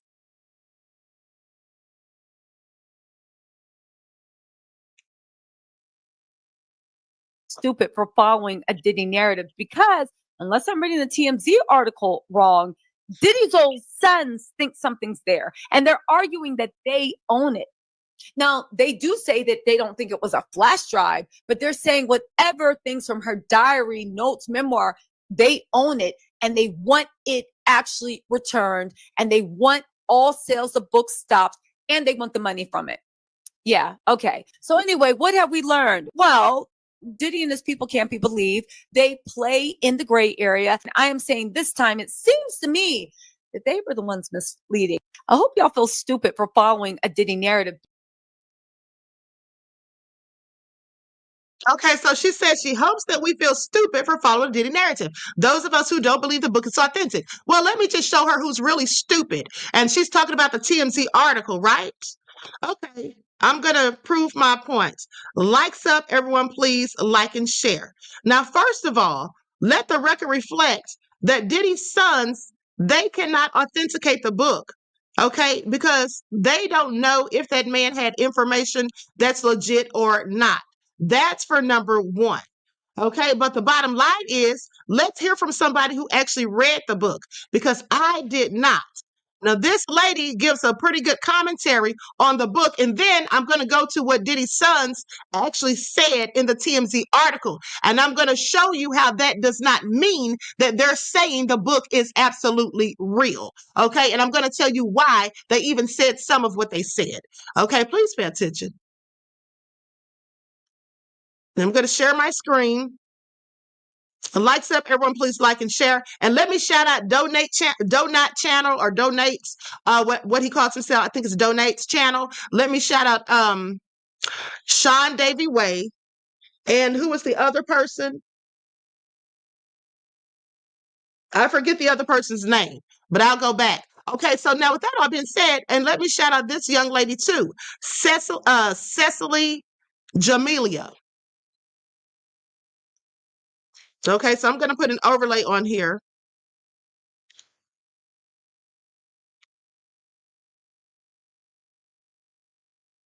Worked in marketing and care a lot about how things are presented.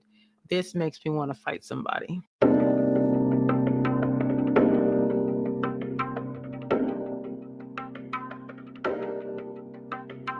Here is my unfiltered opinion about these two books. This is going to be brutally honest. In an interview that Courtney Burgess and his attorney did. So there's two versions of the book. This is the rated R. This is the rated R. It is Kim Porter's book, but not necessarily some of the stuff with the celebs that were mentioned besides. It's hers. Nobody touched it. Oh, so it is her official book. Yes. They stated that these books were completely different, as though they were like apples and oranges. And no one touched it. Nobody altered it. Nothing. So it's not the copy that the gentleman said that he was selling before. No. No. It's two different copies. That one was edited, and we have the original copy. So you're saying that the other copy was an actual real copy, even though the family said it wasn't. Was a derivative work. That is not true. That is a fabrication. Based off of both books, they have the same number of chapters, and I would say confidently 95% of the text is the same. They've filled in one person who we were not aware of, and then there was a couple other names thrown in the mix. There are some discrepancies, like things that were right in this book and not in this book. For instance, Tupac's testicle was destroyed in this book. His lung was destroyed in this one. It's not clear how many children that Faith has when she is talking to Diddy. The character Kim references Tiana being an orphan if Big dies, but Tiana has a mom, right? So why would she be an orphan? And then there's a problem with the present and past tense when Faith is talking to Sean. She says, Chris is sweet, but Chris passed away. So he was sweet, not he is sweet. There's a moment early in the book where the character Kim is describing a situation. She's the narrator of the story. And then it says, Kim replied, you saw my face go, wait, what? Like, that was random. There are moments where there are sophisticated verbs and adjectives, combinations, and there are moments where it all goes to hell, or there are apostrophes with no S's, where there are periods, no question marks. It is random. It's like someone who had a really sophisticated handle on the English language did some editing, and someone that's not so sophisticated went out of their own stuff. You can tell. Also, the slang that she uses, especially in the Kadada era, is very antiquated, is giving early 2000s a really dope vibe. He's a really dope, like, even when she references the character I'll be sure, like, really dope. Like, now being in California could be the reason. We do have a bit of a, hold on, I'm dry. We do have a Valley accent, but her slang is very old. So my question is, are these notes like from a long time ago, Or was this a person that was not Black that decided like this would be very cool, it's very dope vibe, very very chill, like who thought that they were putting a little sauce on it? Like that stands out and it doesn't make sense. It doesn't match. Her cadence and her voice is consistent.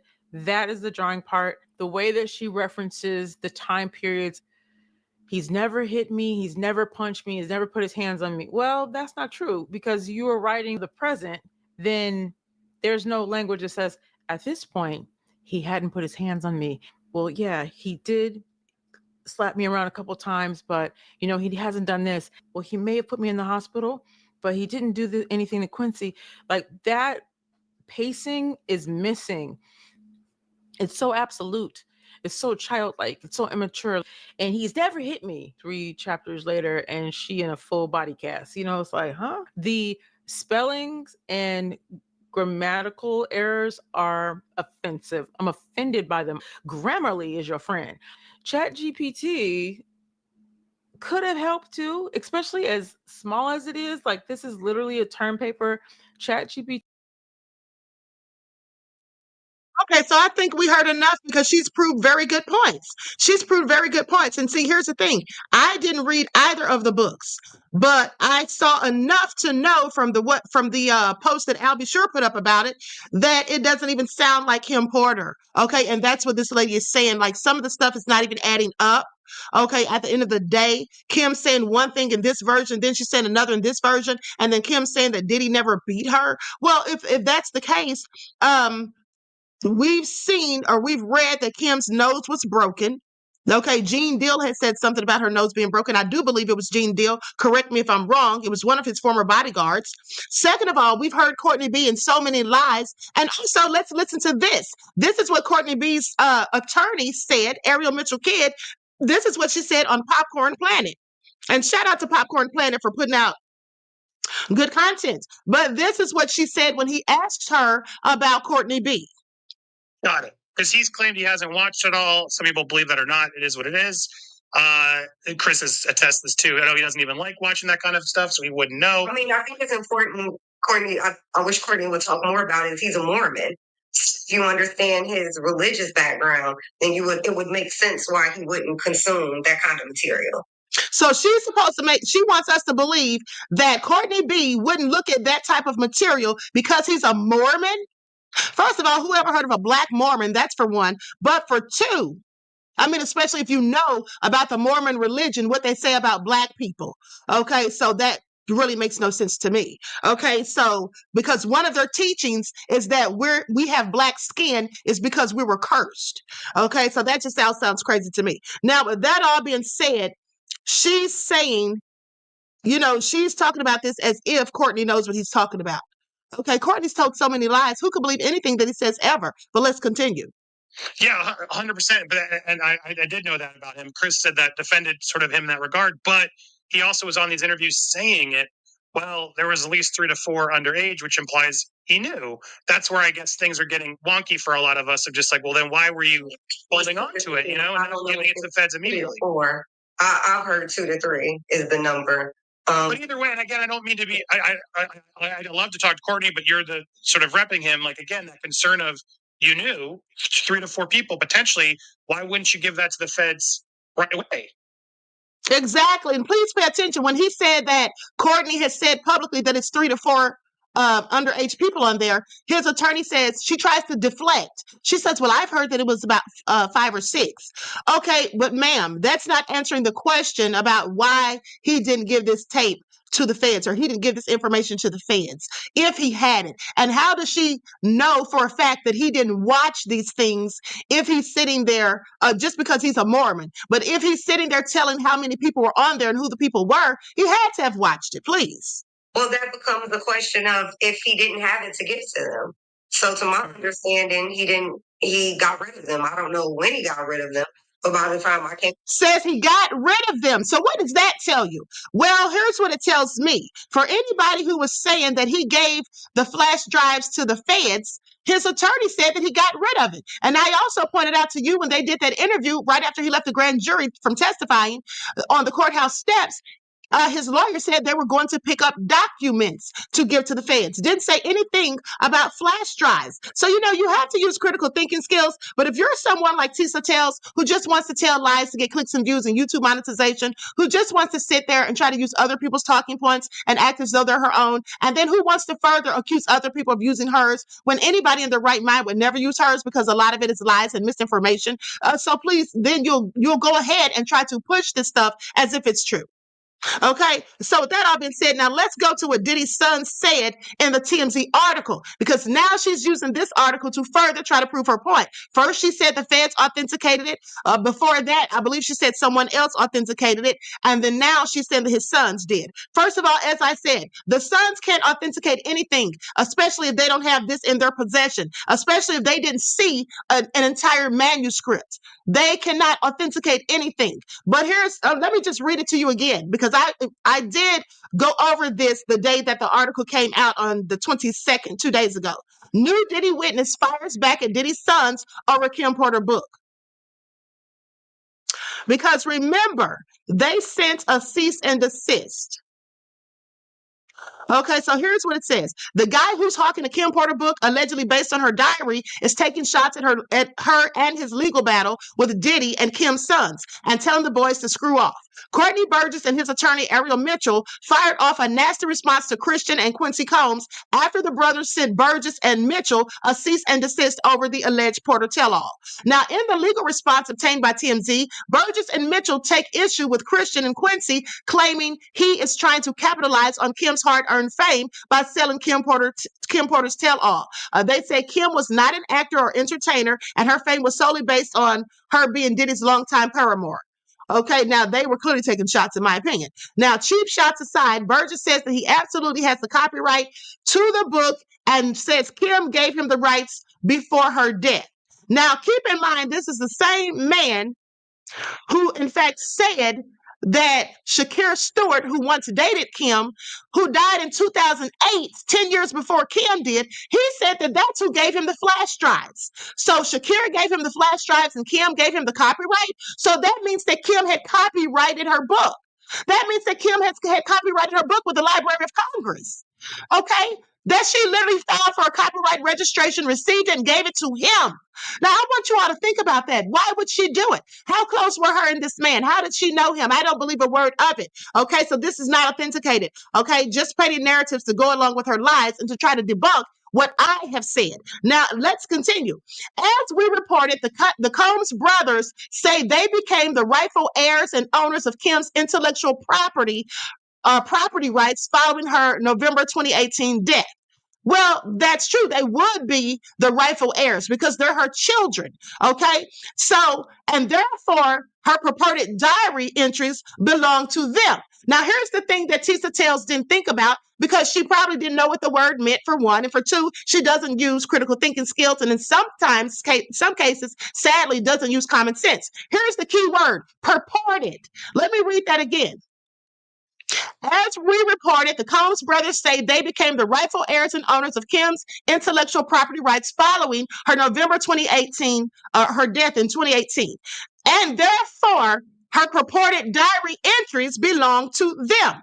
What does purported mean? Well, I'm so glad you asked. That means alleged, okay? That means alleged. So if they're saying alleged, what does that mean? That it may or may not be true. So they didn't authenticate anything, okay? They didn't authenticate anything. Please pay attention, okay? And then he said, I don't know how to say your name, is that he, CH, says, why would Quincy believe that book? Exactly. Okay. And they've all already said that it wasn't true. And not to mention, Kim's family said it wasn't true. Her best friend said it wasn't true. So we're supposed to believe Tisa Tells because she says that it is, and she has no type of way to verify this. She just loves juicy, salacious gossip, and that's why she purchased it to read to her people. okay, goes on to say that, however, Mitchell tells TMZ that Kim and Burgess had a mutual friend who was a music producer back in the day, and they met through this person. And Kim told Burgess in a phone call that she was going to give him a copy of her diary/memoir before sending it over to him, and that's how he got the rights. So here's another thing. This is another discrepancy. Attention, okay? Please pay attention to critical thinking skills at work. Now, he says that Kim gave him the copyright, which, as I told you, you only obtain a copyright from your literary works through the Library of Congress. Now, then he says right here that he spoke to Kim. Okay, he met her through this producer that they both knew. He spoke to Kim on a phone call, and she gave him a copy of her diary/memoir before sending it over to him. So if she gave him a copy of the memoir, right, that's different than giving him a copyright. A copyright would not be the memoir. And if she even gave him the memoir, which I think he absolutely made all of this up, and I told you guys what he told me off the record before I even did that interview where I caught him in all those lies, okay? He told me that he pressed that stuff up himself. At the end of the day, he said he pressed it up himself, and then he put it out there. So with that all being said, these are two different things. Somebody giving you a memoir or giving you their literary works, that's not them giving you a copyright. You have to file for a copyright. Okay. And with that all being said, I'm sorry, the people who said that it's not authenticated are not the stupid ones. Clearly she is. Okay, clearly she is. Okay, so please don't come for the queen, because I believe that she was referring to me when she said it, because she's always throwing shade at me. Subliminally, she won't say my name, but I'll say hers. Okay, so how about that? Now, with that all being said, I think I've proved my point about all these liars who just lie to lie and who lie for monetary gain and greed, okay, and clicks and views and clouds. All right? So with that all being said, it is what it is. So don't come for me unless you have some receipts to substantiate whatever you're saying about me. Okay, now, if she can prove that I've ever used her content or any of her receipts, okay, please make that make sense and then show your receipts. She's never shown any receipts, and I've asked her a myriad of times on my videos to show the receipts that I ever did. I have shouted her out at least 3 times. Once for the Jonathan Oddie video, because I saw that on her channel first. Another time for being due diligent and going in on Diddy. And as I said, that's before I found out that she was making up some of the stuff and embellishing stories and just painting false narratives. Okay. And then there was another time that I shouted her out. You know, when I was also, I know what that was. When she used the video of Diddy kissing his mother in the mouth. She was the first person I saw with that. Okay. And I absolutely shouted her out because that's what I do. I always give credit where it's due. I don't care who it is. Okay. At the end of the day, that's just what I do because that's the ethical, the moral, and the right thing to do. Now, when you're somebody who wants to steal other people's talking points and act as though someone else's findings or ideology or the receipts that they've come up with are yours, you'll use their talking points and their receipts, and you'll never give them any credit, and you'll never say their name publicly. You'll just say it subliminally because you don't want anyone to find out that's who you're getting your talking points from. Okay. And you also don't want any of your people to follow that person's channel. But I don't care if you all follow her channel. Go and follow her. Subscribe. Go and follow anybody's channel that you like. Because at the end of the day, you're still going to come back to the queen because I have the real receipts. Okay. And I use critical thinking skills. I'm not intimidated by anyone on ScrewTube. I think I do a very good and thorough job at the end of the day. And I am absolutely the queen of receipts. Okay. Undisputed.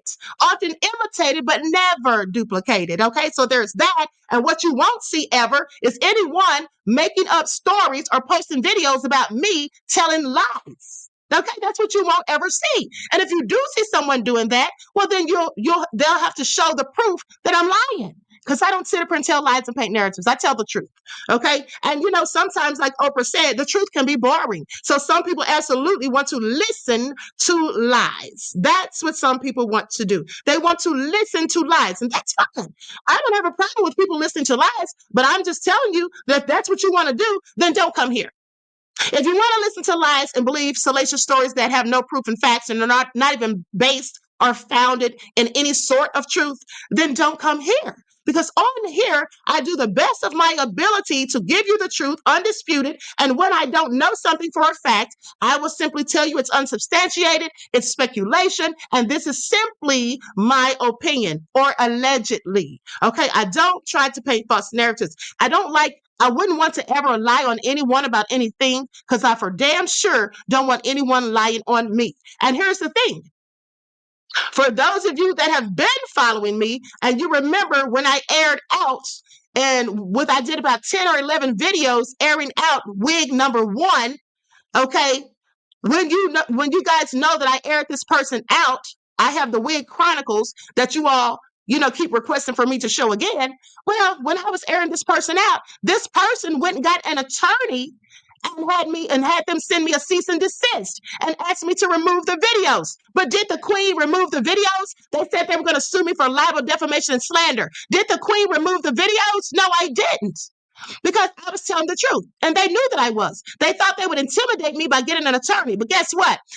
I called the attorney and I recorded the conversation, as you all remember, and I played it for you on the live. And what did the attorney do? Started backing down because he was trying to talk tough in the letter that he sent. But when I let him know, I'm going to further put this person on blast. Since she wants to act like the queen is lying, since she wants to try to say I'm defaming her, I have receipts from the court to prove and verify everything that I'm saying. It's called Freedom of Information Act. I got all the receipts. And that's what I did. I didn't take down not one video, and I never will. Because if I come for you, I'm coming with truth and facts. And I'm going to make for damn sure that you can't say that I'm defaming, okay, that I'm sitting up here lying on you. That's what you won't ever be able to say, okay? Because unlike some, I have true ethics. Journalistic integrity is what it's called, okay? Journalistic integrity. I don't sit up here and tell lies. I stand 10 toes down on what I tell you because I know that I stand on truth. And when you stand with truth, you cannot. One thing about it is people that are going around here telling all these lies, okay, and paint narratives, they can't touch somebody who's telling the truth. It's not even up for debate or discussion. And when you are aligned with lies, you cannot stand in truth.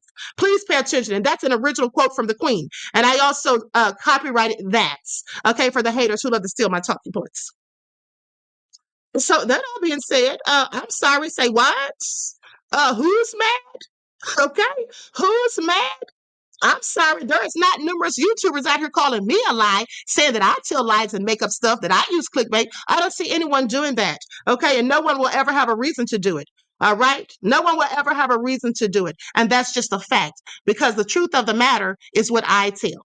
Okay, and if anything is not true, like I said, I'll let you know that this is all allegations or whatever. So please pay attention. Now, with that all been said, I hope you all enjoyed this broadcast. Okay, you got to call out the liars, especially the people that are detrimental to the cases of victims who have real stories, real trauma. And I'm not saying that Adria didn't experience some type of situations with Diddy at the hands of Diddy, but at the end of the day, a lot of the things that she said, I absolutely don't believe. They sound nonsensical to me. Okay, the allegations that she made just sound so far-fetched and nefarious that I cannot possibly ever think that it's true. And again, let me say before closing, for any of you that came in at the middle or the end of this video, I implore you to go back and watch it from the beginning, okay? So you don't think that I interviewed this lady and that I thought she was telling the truth, because I've continuously been calling her out, okay? I've continuously said that I also think that Ariel Mitchell Kidd, the attorney, that I think she's shady. I think she's a clout chaser.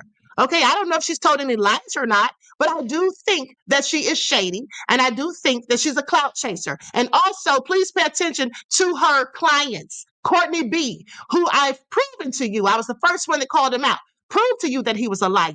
Okay, I interviewed him and caught him in all sorts of lies. Second thing is, Adria English was also her client. And I've also proven to you that she's told numerous of lies. Okay, so I'm sorry. Make that make sense. Okay? Make that make sense. So I'm going to conclude this broadcast. I hope you all enjoy the rest of this day. Each one teach one. That's how we grow and thrive. Do something productive, constructive, but never destructive. And always remember, beloveds, to keep the Most High first in your lives. Until next time, peace.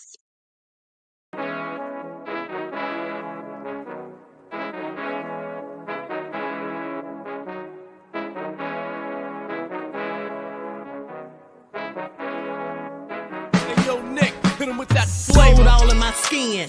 God all in my blood. Kings all in my circle. You touch one of mine and you're done. They show no love for the queen. Why you hating on me?